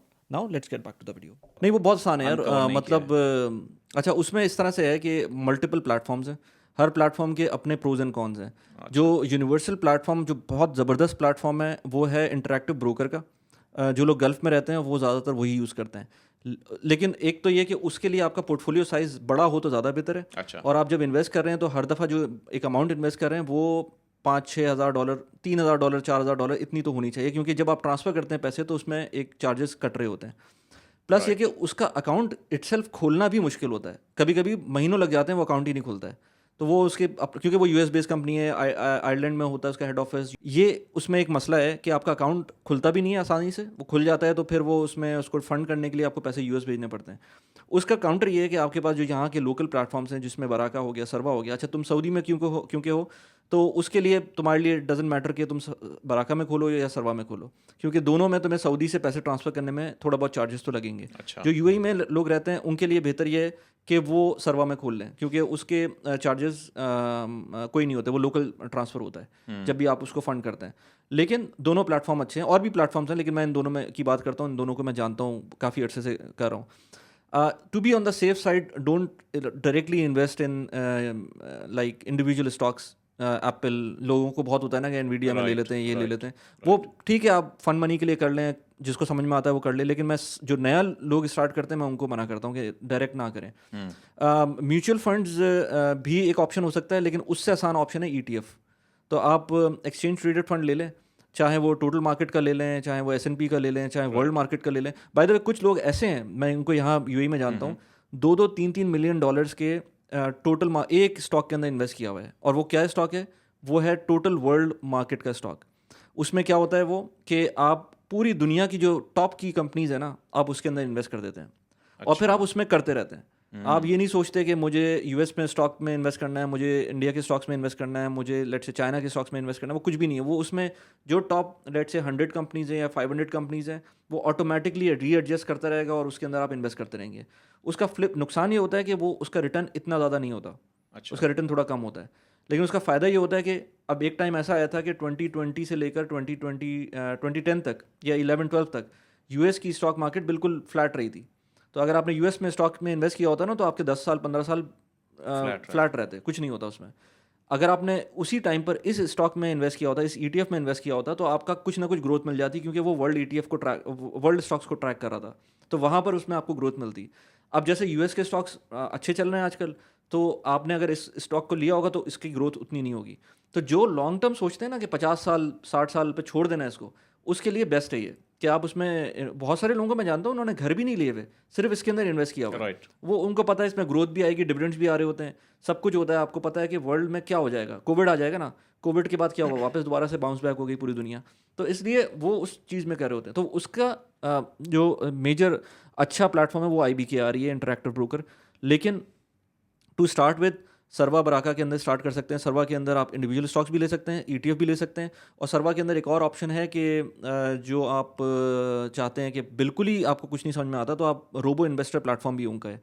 तो उसके अंदर अगर आप इन्वेस्ट करते हैं तो उनका एक फिक्स फीस है 0.8% की एनुअली। जो भी पोर्टफोलियो है उसका 0.8% लेते हैं वो आपको अपनी एलोकेशन के हिसाब से खुद इन्वेस्ट कर रहे होते हैं। आपको नज़र आता है कि कहाँ का इन्वेस्ट कर रहे हैं, लेकिन वो खुद कर रहे होते हैं। तो आपको ये सोचना भी नहीं पड़ता कि आपको बाय करना है, सेल करना है। आपको सिर्फ वंस एक दफ़ा बाय करके छोड़ देना है उसको। हर महीने आपको टॉपअप करना है तो वो भी कर सकते हैं। तो आसान है बहुत कुछ, मतलब कुछ भी नहीं है। तो इसलिए मैं ये रेकमेंड करूँगा कि इंडिया के थ्रू US की स्टॉक मार्केट में इन्वेस्ट करने के बजाय, क्योंकि उसमें टैक्स भी ज़्यादा आता है मेरे ख्याल से, जब आप इंडिया के थ्रू US में करते हैं। तो यहाँ तो आपको कोई टैक्स ही नहीं है। हाँ, यहाँ टैक्स होता है क्योंकि आप US के इक्विटीज़ में इन्वेस्ट करते हैं, तो कैपिटल गेंस टैक्स नहीं होता, आपको देना पड़ता है डिविडेंड्स के ऊपर टैक्स। और डिविडेंड्स के ऊपर आप अगर US सिटीज़न है तो फिर तो आपको 15% का टैक्स लगता है। लेकिन अगर आप नॉन US सिटीज़न है तो, या एलियन है या रेजिडेंट नहीं है, तो आपको फिर वो 30% का टैक्स लगता है। अच्छा, ये डिविडेंड्स पे लगता है, डिविडेंड्स पे, ये डिविडेंड विच इज़ फाइन। लेकिन अगर वर्ल्ड स्टॉक लेते हैं ना, या कोई ETF लेते हैं, तो उसमें अगर इंटरैक्टिव ब्रोकर के थ्रू लेंगे तो उसमें 15% का टैक्स लगेगा। अगेन वो थोड़ा सा टेक्निकल हो जाता है, लेकिन टू स्टार्ट विद एटलीस्ट मैं कहता हूँ लोगों को कि वो सर्वा बराका के साथ स्टार्ट करें, अपना पोर्टफोलियो लेके जाएं $50,000 तक, 40-50,000 डॉलर तक लेके जाएं। उसके बाद जब आप उससे फर्दर आगे जा रहे हैं, फिर आप जो है ना interactive broker, in the mean वाला आप इंटरैक्टिव ब्रोकर का अकाउंट खोल कर उसको शुरू कर दें उस पर काम। लेकिन सोच, मतलब वो एक मेरे साथ आया था, एक अली ईरानी, एक हमारा यहाँ पर UAE का सिंपलीफाई के नाम से एक ग्रुप है। वो कहता है कि स्टार्ट नाउ ऑप्टिमाइज लेटर। तो स्टार्ट कर दें आप। अच्छा, ये जो पूरी तुम्हारी मैं स्टोरी सुन रहा था ना, उसमें एक बड़ी अच्छी चीज़ थी जो मैं लोगों को भी बोलता हूँ कि आप जब कम पैसों से स्टार्ट करते हैं ना, तो डर तो लगता है और परेशानी भी होती है, लेकिन एक्सपीरियंस मिलता है। बिल्कुल, एक्सपीरियंस बहुत मिलता है। अगर आप ये सारा काम नहीं करते, फर्ज करो तुम्हारे पास अब 50,000 दिरहम की सैलरी आ रही है, अब तुमने पहली दफ़ा इन्वेस्टमेंट की है, तुम्हारे पास बहुत पैसे होंगे जो इन्वेस्ट करने होंगे, और वो गलत तरीके से अगर इन्वेस्ट कर दिए, तो वो जो पहले के तुम्हारे लेट से हार्डली 30-40 लाख रुपए थे, वो नुकसान गए, वो तो चला गया, लेकिन एक्सपीरियंस मिल गया। लेकिन अब अगर नुकसान करते हो तो वो बहुत बड़ा नुकसान होगा। अब नुकसान करोगे, यस। हाँ, नहीं, वो तो सही बात बोली आपने, बिल्कुल। तो ये एक्सपीरियंस की कंपाउंडिंग भी बहुत इंपॉर्टेंट होती है, जो कि आप अगर शुरू से करते हैं तो नुकसान उठा लेते हैं, लेकिन आपको पता भी चलने लगता है। जैसे मुझे अर्ली एज में पता चल गया था कि यार अब मैं प्लॉट्स में इन्वेस्ट नहीं करूँगा, लेकिन अर्ली एज में मैंने गलती भी कर दी थी कि मैं स्टॉक्स में इन्वेस्ट नहीं करूंगा, क्योंकि मैंने 2 दफ़ा मतलब नुकसान उठा लिया था। अब उसके लिए मेंटरशिप भी इंपॉर्टेंट है कि आपके पास सही लोग हों। अच्छा, इसमें एक और चीज़ भी मैं बताऊं कि जो जिस तरह से बोला था ना लोगों ने कि यार दुबई में इन्वेस्ट नहीं करो, तुमने गलती कर दी, इस तरह के बहुत सारे लोग आते हैं और इस तरह के लोग आपको डिस्करेज करते हैं। और वो इसलिए डिस्करेज करते हैं कि वो कहते हैं अच्छा यार इसकी नुकसान हो गया ना, तब इसकी और बजा दो। तो ऐसे लोगों को समझ लेना चाहिए कि आपको आइडेंटिफाई करना चाहिए कि बजाय इसके कि वो आपको इनकरेज करें किसी चीज़ के लिए, अगर आपको डिस्करेज कर रहे हैं तो ऐसे लोगों के साथ मेरे ख्याल से नेगेटिविटी होती है, वो उसको आप ना कंसिडर करें। उसमें ये है कि मतलब not everyone has a bad intent. कुछ लोग अपने कंसर्न गलत से भी बोलते हैं हाँ, कि यार हाँ, क्योंकि उनका होराइजन ही उतना रहता है, हाँ, they have not seen the whole world. वो कहते हैं कि यार वहाँ लेने से अच्छा है इधर ही ले लो, हाँ, राइट। हाँ, सही बट बात अगेन है। At the end of the day you should be in a place to make the right decisions. आपको जो है वो अपना, क्योंकि आपके गोल्स अलग हैं, जो बोल रहा है उसका कुछ अलग परसेप्शन है, उसके अलग गोल्स हैं, तो आपको अपने गोल्स के हिसाब से फिर जो है काम करना चाहिए। बिल्कुल ऐसी है। तो मैंने फिर अपना गोल बना दिया कि भाई गल्फ का मैंने अपना मेरा फायर जो है वो इट केम अराउंड, हमेशा मेरी कैलकुलेशन में यही रहता कि I come up with the Indian number, INR में ही फिर उसकी कन्वर्शन होती है, तो which is like 21 CR, which hopefully इंशाल्लाह I will reach in next 2-3 years, इंशाल्लाह। Which is a work in progress. तो फिर हाँ, in 2021 I started investing in equities. तो उसमें म्यूचुअल फंड्स में मैंने आई स्टार्टेड इन्वेस्टिंग, क्योंकि क्या हुआ व्हेन कोविड हैपेंड, तो इंडियन मार्केट क्रैश हुआ आई थिंक ऑलमोस्ट 40-50%, जो अपने इंडेक्सेस हैं Nifty 50 and Sensex, it crashed big time. तो तब लोगों ने बेच भी दिया, बट उसके बाद जो रिकवरी हुई, तो देख रहे थे पीछे बैठे हुए कि यार ये नीचे जा रहा है, अब ले लेना चाहिए। नीचे जा रहा है, नहीं तब तो खुश हो रहे थे कि अच्छा हुआ नहीं लिया पहले ना। नहीं, लेकिन क्योंकि पहले एक दफ़ा इन्वेस्ट किया हुआ था और उसके बाद थोड़ा बहुत खरीदा बेचा भी था, तो ये था नहीं इंट्यूशन कि यार ले लेना चाहिए अब। नहीं, वहां पे मेरा अभी भी नहीं हो रहा था। अच्छा। अभी तब मैं वही सोच रहा था कि ये लोग अच्छा ही हुआ नहीं लिया। लोग सही बोलते थे कि ये जुआ है। अच्छा, सही। अच्छा ही हुआ कि नहीं लिया, ये नीचे चला गया। लेकिन जब ऊपर आने लगा, आई वाज ट्रैकिंग दिस, लेकिन जब ऊपर आके उसने जो पहले के लेवल्स थे उसको ब्रेक करके भी इट वेंट अप बाय 50%। तो तब मुझे लगा कि नहीं एटलीस्ट अब तो चले जाओ, अब तो ले लो। Which was again I mean not very late. तो मैंने स्टार्ट कर दिया उसमें, I invested good amount of money in a couple of months. तो मैंने इन्वेस्टमेंट म्यूचुअल फंड्स में शुरू कर दी वहाँ पे। फिर during the same time properties in India were also low, तो वहाँ पे मुझे एक अपॉर्चुनिटी मिली टू गेट एन अपार्टमेंट। अभी मेरा ये भी था कि अगर मैं इंडिया जाऊँगा तो मैं रहने के लिए घर भी चाहिए एटलीस्ट एक, तो मैंने एक 3 बेड का वहाँ पे अपार्टमेंट लिया, which was a good deal actually. It already grew by 60-70% in last 2-3 years। अच्छा। तो उसकी कैपिटल अप्रिसिएशन हो गई है, and the payment terms were also again relaxed. I mean I had to pay it in 3-4 years। Rental पे दिया हुआ है वो अभी I will get the position in 1 or 2 months। ठीक है। तो उसके बाद विल थिंक, मतलब ideally I think I will rent it out. अच्छा। तो वो 2 जो मैंने इन्वेस्ट किए दैट पॉइंट ऑफ टाइम वो सही थे। फिर इन 2022, अर्ली 2022, अभी भी UAE की properties were not appreciating, it was kind of still flat early 2022। तो वहाँ पे मुझे एक और अपॉर्चुनिटी मिली to buy something in JVC again. अच्छा। वो बिंगाती की एक प्रॉपर्टी थी, तो जिसको हमने जो है मैंने तो लिया। बिंगाती की वो तो नहीं है जो कॉर्नर पे बनी हुई है? बिंगाती कॉर्नर है, उसके सामने ही बिंगाती हाइट्स है। हाँ हाँ हाँ हाँ हाँ। बिंगाती हाइट्स में, क्योंकि मेरे बड़े भाई होते हैं, who is again I mean he has his own business in Africa, 8 countries में उनका ऑपरेशंस हैं, यहाँ पे UAE में भी हैं। तो ही टोल्ड मी कि यार ये अच्छा किया तुमने प्रॉपर्टी लेके, पहले मेरे लिए भी एक देखना। तो I was looking for him actually कुछ प्रॉपर्टीज। तो वहाँ पे मुझे एक अपॉर्चुनिटी मिली कि यार मैं भी ले लेता हूँ। तो 3 बेड का we got a very great deal, 860K में जो है 3 बेड मिला। 3 bedroom 860K? 3 bedroom इन 860K JVC में? JVC में। अच्छा। JVC में। और हमने तब 2 ये भी ऑफ प्लान था? ये भी इट वॉज, हाँ it was not like 100% cash on the, लेकिन बिल्डिंग बनी हुई थी? नहीं, बिल्डिंग बन रही थी। अच्छा, बन रही थी। Okay. Building had just started. लेकिन बिंगाती का ये है कि they build it very quickly. तो again I had like 18 months to pay 860K, which was okay for me. तो वो हमने लिए, और माशाल्लाह से I got the position early this year. तो अभी वो प्रॉपर्टी ऑलरेडी रेंटेड है 120K में पर ईयर, और अभी उसका रिन्यूअल होना है, विच विल बी फॉर 140 में एक रिन्यू होना है उसका सही कॉन्ट्रैक्ट।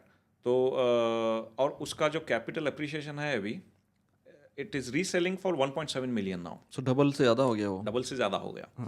तो वो एक सही डील हमने क्रैक की थी। और अराउंड द सेम टाइम मेरा छोटा भाई भी होता है, तो उसको हमने जो बिंगाती कॉर्नर है वहाँ पे एक उसको 1 बेड का यूनिट दिलाया था, which also kind of appreciated a lot. In 2022, I also started investing in Indian stocks, direct stocks. अच्छा, ठीक है। तो म्यूचुअल फंड्स तो मैंने लिए थे, फिर मैंने YouTube, I was following some YouTubers from India. कौन से फॉलो कर रहे थे? अक्षत दुबई। अब मैं बोल दुबई आया था, मैंने उसकी वीडियो वो देखी। मूव कर गया। अच्छा, he moved to Dubai? I will meet him. Really? हाँ, लिंक्डइन पे मेरी बात हुई थी उससे। अच्छा, I will meet him. He is a great YouTuber actually. हाँ, मतलब I वो when am he और speaks, he मैंने makes sense actually. हाँ, उसने जब मैंने स्टॉक्स के बारे में पहले वो क्या सिंपल सी वीडियो बनाता था, आईफोन रखता था, अभी भी सिंपल सी वीडियो बनाता है। हाँ। लेकिन हिज नॉलेज इज इमेंस, बहुत जबरदस्त तरीके से बहुत समझाता सही, है। अक्षत बंदा है। श्रीवास्तव। हाँ, मतलब उसकी टेक्निकलिटी जो है वो इट मेक्स सेंस एक्चुअली। वो ऐसे ही हवा में नहीं बोलता है, but he makes a good research before making any video. ऐसे नहीं कि मतलब बस वीडियो बनाओ जस्ट फॉर द व्यूज, ऐसे नहीं रहता उसका। तो अक्षत को मैं फॉलो करता था, और एक अंकुर वाइकू है। हाँ, उसको भी मैंने काफ़ी फॉलो किया है, बिल्कुल। अच्छा, हाँ, अच्छा, जिसको भी मैं फिर बीच बीच में बहुत सारे आ गए थे, देन आई जॉटेड डाउन के वही ज़्यादा देख। तो क्या हुआ, तो जब even when I started following this YouTubers वगैरह, तो स्टॉक मार्केट के जो है, इसने एक 10 स्टॉक बोल दिए, इसने 10 बोल दिए, इसने 10, तो मेरा पोर्टफोलियो में 60 स्टॉक्स हो गए, which is my not God. Good actually. हाँ, वो सही नहीं है। तो आई स्टिल हैव 59 स्टॉक्स, अच्छा, जिसको still? मुझे ट्रिम करना है। हाँ, I would have taken your advice, but you are not an investor in India. नहीं, मैं वैसे भी मैं इंडिविजुअल स्टॉक्स में देखने का मेरे पास टाइम नहीं है। मैंने भी जो पाकिस्तान के स्टॉक्स में इन्वेस्टमेंट स्टार्ट की थी 30 से स्टार्ट की थी, लेकिन मैं 69 पे तो मैं नहीं पहुंचा था। 30 से की थी, अब मैंने ट्रिम डाउन करके 15 पे लेके आ गया उसको। अच्छा, तो मेरे 60 थे, तो अभी 59 स्टॉक्स हैं मेरे पास। तो उसमें भी मैंने ये देखा कि उसका जो CAGR बन रहा है इज अराउंड 15%, जबकि मेरे जो म्यूचुअल फंड्स हैं उसका CAGR इज लाइक 20%। लेकिन टाइमिंग का डिफरेंस भी तो होगा ना। नहीं, CAGR is your compounded annual growth. हाँ, लेकिन अगर म्यूचुअल फंड को पहले ले लिया था, हाँ, और स्टॉक्स को बाद में लिया है, तो ये भी तो देखो ना कि वो जो जिस वक्त मार्केट लो थी, तो म्यूचुअल फंड्स को उस टाइम पे लिया होगा। और नहीं, मैंने ये कब लिया स्टॉक्स, मैंने कब शुरू किया, when the Ukraine war started. अच्छा, अगेन मार्केट्स कोलैप्स। ओके। मैंने स्टॉक्स में तब इन्वेस्ट करना शुरू किया जब मेरा mutual fund was negative actually. अच्छा, इट वेंट नेगेटिव बाय 10%। अच्छा, मेक सेंस, ओके। तो तब मैंने स्टॉक्स में शुरू किया इन्वेस्ट करना। तो फिर मैंने अभी ये चीज रियलाइज की है कि डायरेक्ट स्टॉक्स में इन्वेस्ट करना is also not my cup of T exactly at this point in time. Exactly क्योंकि मेरे पास उतना टाइम नहीं है टू डू द रिसर्च, इसको बेचो, इसको लो, ये नहीं है। सो इंडिविजुअल स्टॉक्स का यही मसला है कि अगर आपने कुछ कैलकुलेशन की हुई है, या फिर आपने कोई ऐसा स्टॉक लिया हुआ है, फर्स्ट करें कि आपने यूनिलीवर लिया हुआ है, या आपने कोई बहुत बड़ा इंडियन कोई बैंक HDFC लिया हुआ है, आपको पता है कि ये चलता ही रहेगा, ठीक है, अभी नीचे चला जाएगा, फिर इवेंचुअली ये जनरेशनल आपकी ऑक्यूपेंसी होगी उस स्टॉक की, तो आपको अच्छा डिविडेंड्स का ये फ़ायदा होता है। अगर कंपनी अच्छी है, स्टॉक नीचे चला भी जाता है, लेकिन कंपनी अच्छी है और आपको डिविडेंड दे रही है, तो आपको ये पता होता है कि चलो पैसे मिल रहे हैं और आप उसमें एडिशनल पैसे डालते हैं, तो वो उसका डिविडेंड का जो परसेंटेज है वो बेहतर हो जाएगा।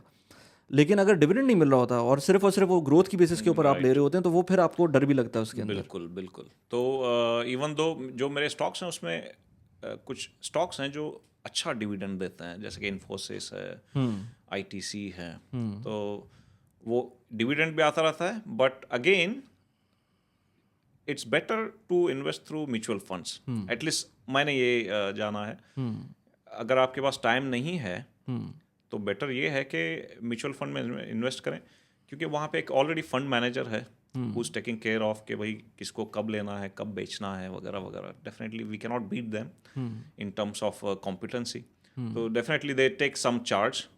अभी इंडिया में तो काफ़ी कम हो गए हैं चार्जेस, 0.5, 0.6, 0.7 ये लेवल के हैं।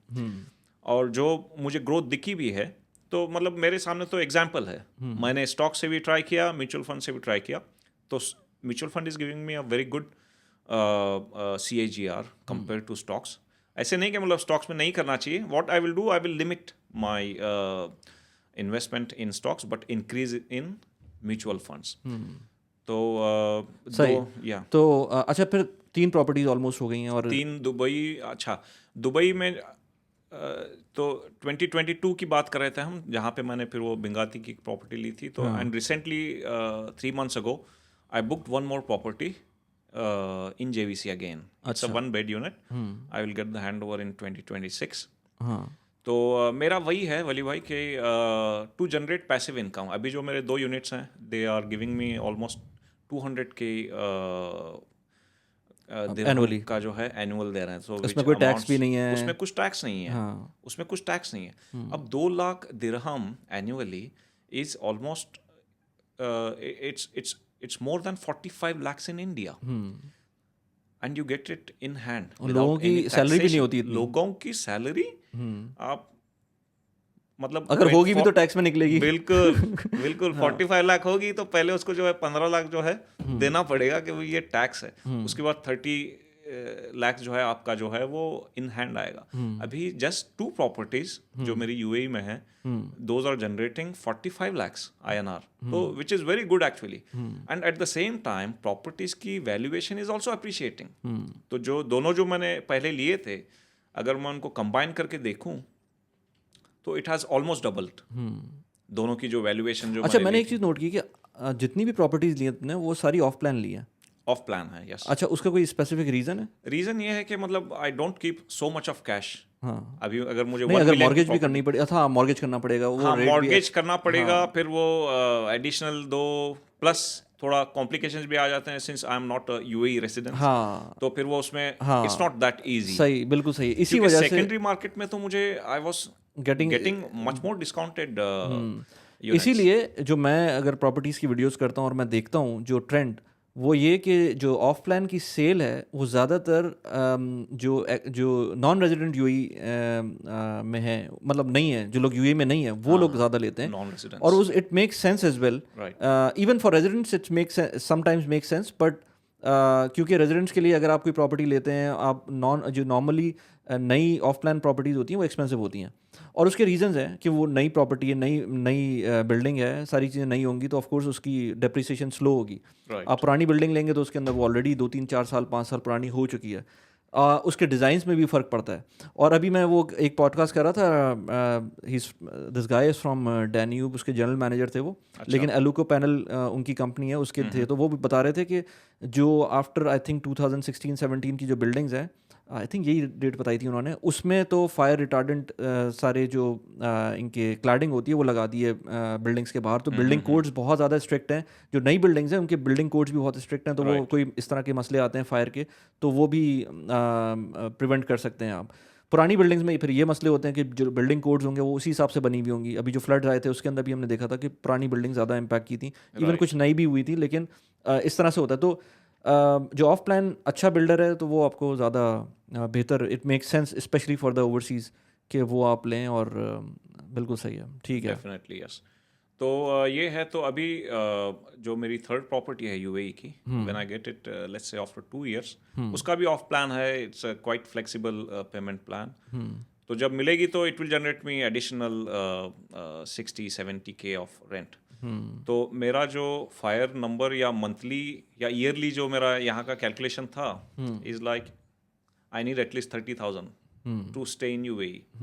That includes the schooling, etc., etc. So that's a decent amount. बिल्कुल सही। तो उस हिसाब से जो है। अच्छा, अब इसके अंदर मेरी एक और पॉडकास्ट हो रही थी, उस बंदे ने भी यही बोला था, सलमान साहब होते थे वो मलेशिया में। वो ये कह रहे थे कि यार मेरी अगर सैलरी हाफ भी हो जाए ना तो अब आई कैन सर्वाइव। एक चीज़ ये भी इंपॉर्टेंट होती है कि आपने लाइफस्टाइल को कैसे रखा हुआ है। अभी आप 30,000 की बात कर रहे हैं तो आपकी ये ऑलमोस्ट हाफ ही समझ लें कि ऑलमोस्ट आप कह रहे हैं, या चले हाफ से थोड़ा सा ज़्यादा है, लेकिन फिर भी आपको ये नहीं है कि आपको वही सैलरी चाहिए जो एग्जिस्टिंग आपकी सैलरी है। आप किसी चीज़ में भी गुजारा कर सकते हैं और आपने वो लेवल लेकर आ गए हैं कि आपको पता है इस लाइफस्टाइल के अंदर आप इतना कर लेंगे। लेकिन वो लोग होते हैं ना जो पे चेक टू पे चेक रह रहे होते हैं, उनके लिए फिर प्रॉब्लम हो जाती है। वो कभी भी नहीं कर पाएंगे अपना फायर नंबर अचीव। बिल्कुल, वो तो इन्वेस्ट ही नहीं कर पाएंगे। हाँ, अगर पे चेक टू पे चेक वो जा रहे हैं, if they are spending all their money, how will they invest? तो यही है कि you have to save from your salary. अब मैं जब भी देखता हूँ ये फायर, एक तो I don't like the fire term, financial independence, retire early. I don't like the retire early. अगर मुझे कोई बोल दे कि भाई आप रिटायर हो जाओ तो मैं तो बोल दूंगा यार I can not do it. मुझे आप सैलरी भी मत दो, but I want to work. I mean not only work, कुछ बिजनेस कर लूंगा, मीनिंगफुल काम होना चाहिए। मीनिंगफुल काम होना चाहिए। मतलब ऐसे नहीं कि मतलब मर्द ऐसे है कि you can not keep him at home idle, हाँ एटलीस्ट ये एज में, तो मतलब 40s में जो है हाँ। You can not be idle. आप ये भी नहीं कर सकते कि आप रिटायर होके घूमना शुरू कर दें दुनिया, तो फिर वो ऑफ कोर्स हमारा वो उस तरह का नहीं है साउथ एशिया में। हाँ। उस तरह का नहीं है कि आप वहाँ पर, तो ये होता है ना कि आप सबैटिकल लेते हैं, आप 2-2 साल 3-3 साल आप घूम रहे होते हैं, उसके बाद दोबारा से जॉब शुरू कर देते हैं। Right, we are family oriented people, हाँ you can not do it for all the years, हाँ। राइट। तो मतलब डेफिनेटली मतलब आपने समझो 1 साल में 3-4 वेकेशंस कर लिए, हाँ that's the maximum I can think of. हाँ क्योंकि vacation also requires lot of energy, ऐसे नहीं कि मतलब आप जस्ट हाँ, बहुत चले जाओ, ये बिल्कुल वो ना। बिल्कुल बिल्कुल, बच्चों के साथ करना आसान नहीं होता। बिल्कुल हाँ बिल्कुल आसान नहीं है। तो वही है कि I believe in financial independence, but I don't believe in retire early.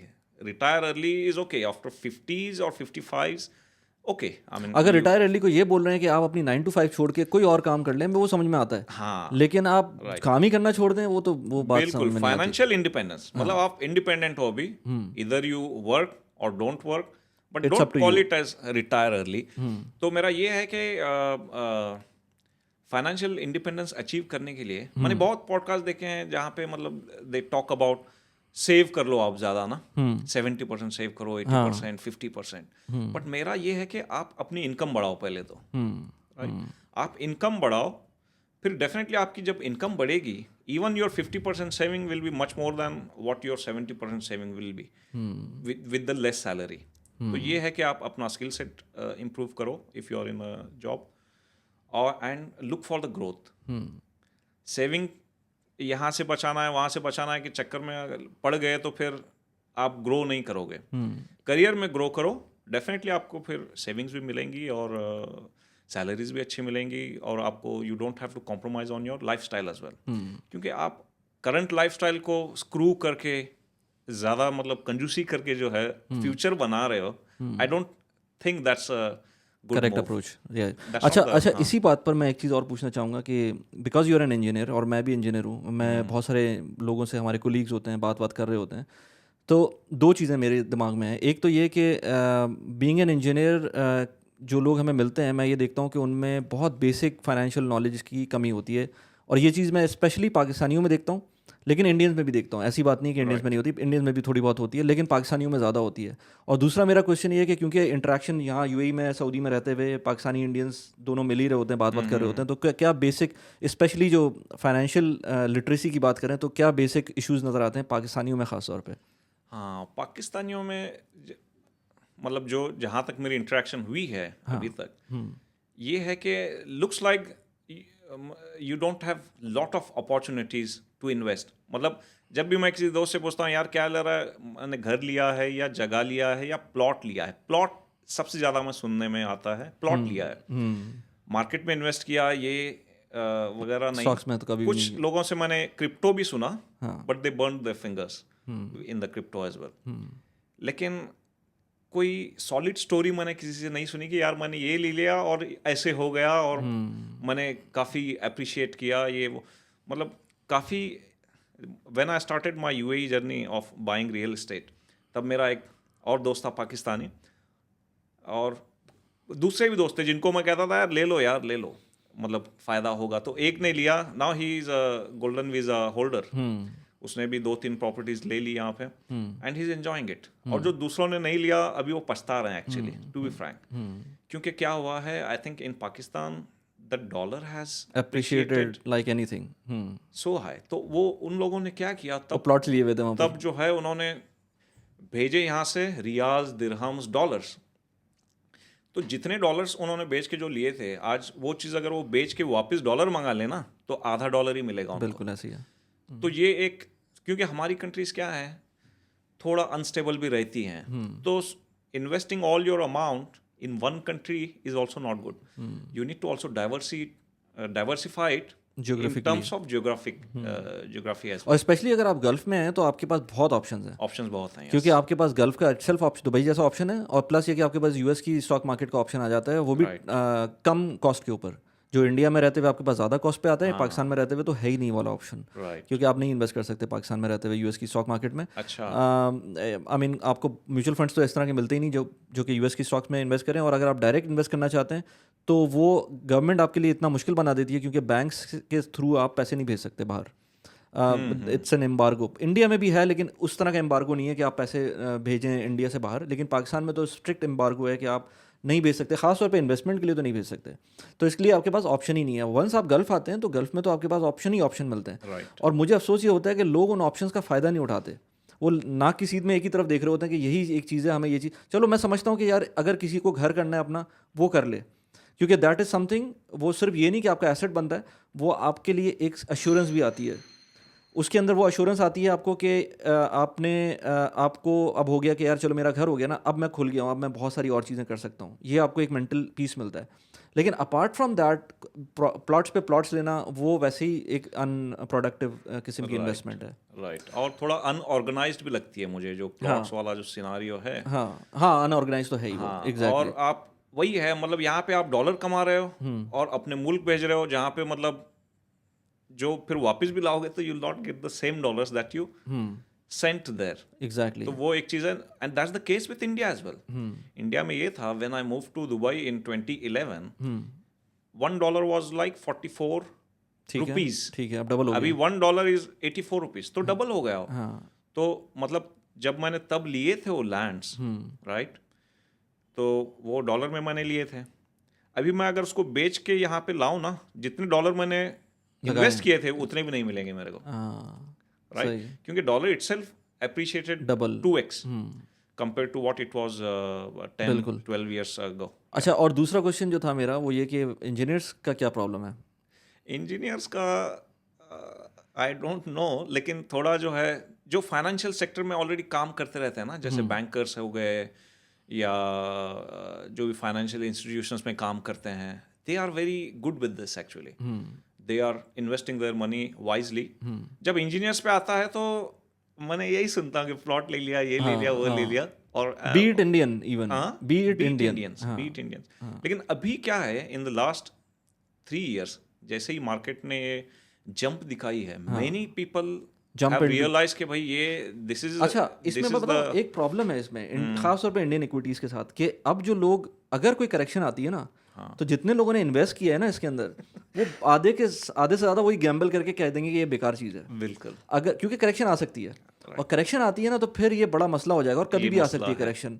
तो लोगों को ये मैं हमेशा रियलाइज़ करवाने की कोशिश करता हूँ कि भाई जो इन्वेस्ट करो ना, वो 10 साल की, खासतौर पे स्टॉक्स में 10 साल का होराइजन नहीं रखा हुआ आपने, आपके साथ कुछ उल्टा सीधा हो गया, आप फिर ज़िंदगी भर, जैसे मैंने 10 साल तक उस अपॉर्चुनिटी को बिल्कुल देखा ही नहीं था, जस्ट बिकॉज मेरे 2 एक्सपीरियंसेस ख़राब हो गए थे, मैंने नहीं देखा था। अगर थोड़ा थोड़ा करके मुझे कोई ये बता देता कि यार छोड़ दो उसको, जो रखा है भाई छोड़ दो उसको, भूल जाओ, तो फिर मैं उस वक्त जो है ना वो 10x 15x के करीब की बात कर रहा होता इस वक्त। हाँ, नहीं, स्टॉक्स लेके भूल जाना इज ऑल्सो नॉट राइट, क्योंकि is not right, exactly not right, क्योंकि क्या हुआ, हाँ, मेरे बड़े भाई होते हैं, उनका जो डीमैट अकाउंट था उन्होंने क्लोज नहीं किया था। अच्छा। It already had some stocks. हाँ।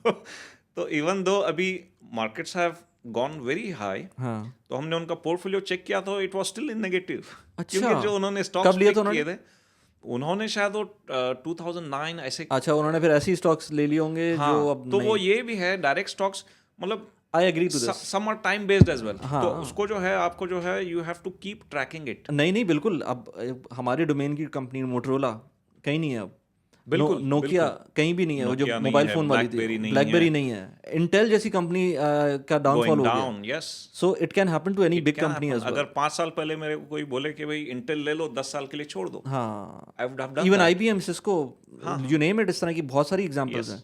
बिल्कुल सही बात है, जब भी वो ETF के अंदर ज्यादा फायदा है। तो मुझे वही लगता है कि go with the mutual fund, ठीक है, मतलब थोड़ा उसमें जो है रिटर्न्स आपके कम आएंगे, बट ये है कि डूबेगा नहीं पूरा। There is someone to look after your amount. I agree. And that is an expert. You cannot beat him. सही बात in terms of competency. बिल्कुल सही बात है, right? अच्छा, कभी जितना कुछ मैं देख रहा हूँ यहाँ पर, मुझे नहीं लगता कि कभी तुमने इमिग्रेशन का सोचा है। इमिग्रेशन का मैं सोचा था। अच्छा। इन अराउंड 2015 से लेके 2018 तक मैं सोच रहा था, मतलब इवन मैंने PRE भी IELTS वगैरह का भी मैंने शुरू किया था। सही है। I was planning for Australia, हाँ हाँ लेकिन एक प्रॉब्लम ये है विथ इंडियंस कि we cannot hold dual nationality. हाँ, पासपोर्ट आपको I have to छोड़ना hand पड़ेगा. over my Indian passport, unlike you guys, हाँ, where you हमें can dual passport हो yes, dual passport. तो वो वहाँ पे मेरे को खटकता था हमेशा अच्छा. कि यार ऐसे ना हो कि मैं यहाँ का भी दे दूँ, वहाँ जाने के बाद वहाँ पे कुछ न्यू पॉलिसीज आ जाए. वो एक अच्छा. हमारे यहाँ पे मुहावरा चलता है, घर का कुत्ता ना घर का ना खाट ना का. घर का ना काट का. हाँ. वो ना हो जाए.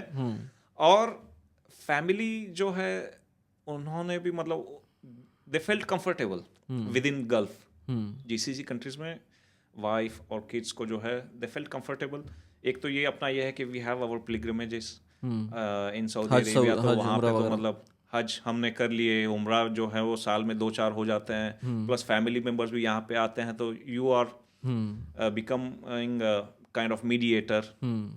तो वो एक सहूलियात है. And plus once you go to the western countries cultural change आ जाता है.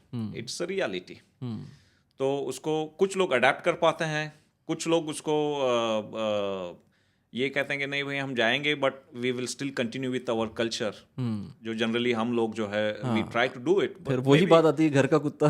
हाँ, फिर वही चीज़ आ जाती है. वो चीज़ ये है कि आप कल्चर ठीक है आप जब तक हो उसको कंट्रोल करोगे, but you don't know about the next generation. हाँ, वो तो बात सही तो है. वो एक ये स्टिग्मा था कि फिर मैंने डिसाइड किया कि यार Gulf is the place where we should play. क्योंकि गल्फ में अभी ये भी है कि they are also giving lot of opportunities to get the golden visa या ये एक्सेट्रा एक्सेट्रा और इन्वेस्टर्स वीज़ा.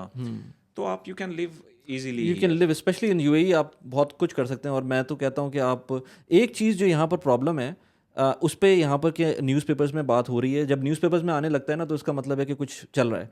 और वो चीज़ है ओल्ड एज के अंदर हेल्थ केयर की इंश्योरेंस. वो एक बहुत बड़ा इशू है जो कि काफ़ी एक्सपेंसिव है. आई मीन 30-35,000 दिरहम्स पर पर्सन. अगर 60 प्लस आप हैं तो इतनी की अच्छी इंश्योरेंस मिलेगी आपको. अगर तो आप उसको अफोर्ड कर सकते हैं फिर तो ठीक है. लेकिन अच्छी बात यह है कि अब बात होना शुरू हो गई उस चीज़ पर. अगर ये चीज़ सॉर्ट आउट हो जाए ना यहाँ पर, फिर तो कोई मसला ही नहीं है कि यहाँ पर आप रिटायर करें. तो एक वही मसला है. अच्छा, मुझे एक चीज़ और पूछनी थी क्योंकि बहुत सारे लोग कहते हैं कि जो हाई अर्नर्स होते हैं, ऑल्दो के you are Indian but I know कि पाकिस्तानीज़ भी ऐसे होते हैं जिनके बहुत अच्छे अच्छे पैसे सैलरीज होती हैं. yes. तो पासपोर्ट कितना मैटर करता है आपकी सैलरीज़ के ऊपर? क्योंकि मैं तो जानता हूँ, लेकिन मैं अपनी वीडियोस जब बनाता हूँ और कहता हूँ कि भाई किसी की 60,000 दिरहम है, किसी की 1 लाख दिरहम है, तो कहते हैं नहीं ये तो हो ही नहीं सकता, या फिर ये पाकिस्तानी पासपोर्ट नहीं होगा या इंडियन पासपोर्ट नहीं होगा. तो कितने केसेस ऐसे देखे हैं इंडियन पाकिस्तानी जो कि हाई अर्नर्स हैं पाकिस्तानी पासपोर्ट या इंडियन पासपोर्ट के ऊपर? हाँ बिल्कुल. मतलब जो I don't think at least in Saudi Arabia passport plays a role. You don't think that? I don't think that. अच्छा. I don't think that. मतलब हमारे यहाँ पे ऐसे है, even at the top level you will find the people from all the nationalities, be it Asian or European. सब जो है अभी ऐसे नहीं कि European, since this guy has an European passport, तो उसको जो है उसका पैकेज अलग कर दो. No, everyone is in brackets. Job stages होते हैं. तो if you are falling under certain job stage, you will get the package that. वो एक अलग बात है कि आप लेट्स से यूरोप में या अमेरिका में कोई ऐसी काम कर रहे हैं या ऐसी टेक्नोलॉजी पे काम कर रहे हैं जो कि अभी तक कॉमन नहीं हुई है और शायद आपको इंडियन पाकिस्तानीज उसमें ना मिलें, तो वहाँ से कोई लेकर आए बंदा और उसका एक हायर प्रोफाइल मिल जाए उसको, उस वजह से उसके एक्सपीरियंस की वजह से. हाँ, लेकिन एक्सपीरियंस की वजह से हो सकता है, but not due to just the colour of the passport और द पासपोर्ट. लेकिन ये है कि passports open lot of doors as well for you. I agree to that. अगर आपको फिर एक्सप्लोर करना है world, you want to enter the US, Australia, ये वो, then passport plays a big role compared to what we have. Our passports are not that strong. If I have to go to US, I need to apply visa, then wait. काफ़ी hurdles होते हैं. But again जो हमारी life अभी हमने define की है उसके हिसाब से हाँ we'll go to US for the vacations etc. जिसके लिए फिर हम वो वीज़ाज़ वगैरह we'll go पहले से प्लान कर लेंगे. हाँ पहले से ही प्लान कर लेंगे. सही. लेकिन वहाँ पे रहने का I have quit that option now. सही. तो वापस इंडिया जाना होगा या गल्फ के अंदर फिर गल्फ के अंदर ही मेरा प्लान है अभी। तो क्योंकि अच्छी बात अब गल्फ की ये हो गई है कि मैंने देखा कि यूनिवर्सिटीज़ भी आ गई हैं और दुबई में खासतौर पे बहुत अच्छी अच्छी बिल्कुल, my universities gneiss is studying in Emirates university. हैं। अच्छा। वो जो है एविएशन इंजीनियरिंग कर रही है यहाँ पे, and it is good, it is very good. हाँ, प्लस ये कि अपॉर्चुनिटी, जब पॉपुलेशन बढ़ रही है तो अपॉर्चुनिटीज़ भी बढ़ रही हैं, तो इवेंचुअली और बहुत सारे बच्चे हैं यहाँ पर निकलते हैं और अच्छे होते हैं, बहुत सारे होते हैं जो नहीं भी कर पाते, लेकिन इवेंचुअली आपके पास एक ऑप्शन है, आप उसको अवेल कर सकते हैं और उसके बाद बच्चों की मर्जी वो जो करना चाहें। Definitely yes. तो उसके आगे जो है we can leave it to kids as well, कि भाई आपको यहाँ यूएई में पढ़ना है, ऑस्ट्रेलिया में पढ़ना है, यूके में पढ़ना है, it's up to you, you decide. और उसके बाद आपको जहाँ रहना है इट्स अप टू यू। वहाँ पे I will not put any blockade, but at least I want to be financially sound, कि मैं उनको कहीं पे भी भेजूँ for the education, that is the motive. सही, ज़बरदस्त। तो एंड में यार कुछ बहुत लंबी हो गई मेरे ख्याल से, हमने कोई 1.5 घंटे की ऑलमोस्ट पॉडकास्ट कर लिया। सही, एंड में कुछ कहना चाहोगे? एंड में वही है कि जो मेरा एक्सपीरियंस रहा है, so after coming to this service 13 years जो मैंने इन्वेस्टिंग में जो may be I could have done it in better ways, तो न्यू इन्वेस्टर्स के लिए वही सलाह है कि do a good research before entering into anything, और जो चीज़ समझ में आती है उसी में इन्वेस्ट करो। जो चीज़ आपको समझ में नहीं आती, क्रिप्टो ये वो, don't get into that. Crypto जिसको समझ में आती है उसको भी नहीं समझ में आती है। क्रिप्टो मैंने समझने की बहुत कोशिश की है बहुतों से। हाँ, कभी किया इन्वेस्ट क्रिप्टो में? नहीं, मैंने ट्राई किया था। अच्छा, किया था। But somehow the payment got declined. I अच्छा। Could not make the payment चले थ्रू माय सऊदी अकाउंट। हाँ। तो बट जब मैं ले रहा था, I think it was I don't know $46,000 पे था वो। बिटकॉइन। Bitcoin yes. हाँ। तो उसके बाद वो क्रैश कर गया था, फिर मैंने बोला कि 17 अच्छा पे ही चला। हुआ। अच्छा, वही बात है ना, ट्रांजैक्शन किस चीज़ पर आप इन्वेस्ट करें आपको नहीं पता। बिल्कुल। क्रिप्टो तो फिर मैंने बहुत ट्राई किया। आई हैव सम फ्रेंड्स जिन्होंने क्रिप्टो में इन्वेस्ट किया है। आई नो फ्यू मिलियनेयर्स जो क्रिप्टो से मिलियनेयर हुए हैं। मैं एक बंदे को जानता हूँ जो $6 million तक पहुंच गया क्रिप्टो के थ्रू। राइट। उसके बाद अभी मेरे पास से बात हो रही थी, 2 million पे आ गया था। तो उसकी जान निकल गई थी। उसने कहा था यार अब मुझे पता है मुझे पैसे निकालने, अब मैं नहीं फर्दर रिस्क ले सकता, क्योंकि मैंने सारे पैसे यहीं बनाए बिटकॉइन से या क्रिप्टो से, लेकिन मैं 6 million के बाद जब 2 million पे आ गया हूँ ना, अब मैं फर्दर रिस्क नहीं ले सकता। बिल्कुल। और डॉलर्स की बात हो रही है तो राइट। तो यार ज़बरदस्त यार, इट वाज इंसाइटफुल कन्वर्सेशन। और हमारे जो कोलीग्स हैं, एक्स कोलीग्स, वो जब देखेंगे तो उनको भी मज़ा आएगा। बिल्कुल। So I would put your LinkedIn in the description. जिसको कांटेक्ट करना है वो आपसे कर सकता है कांटेक्ट। और आगे कभी भी हमारी कोलैबोरेशन हो, मैं कहूँगा कि यार वो लिंक्डइन पे कंटेंट बनाओ, क्योंकि मैंने देखा है by the way, even telecom से रिलेटेड कुछ लोग यमन में रहते हुए, सीरिया में रहते हुए इतना ज़बरदस्त लिंक्डइन पे कंटेंट बना रहे हैं कि उनकी एक एक पोस्ट के ऊपर अच्छी खासी इंगेजमेंट आती है।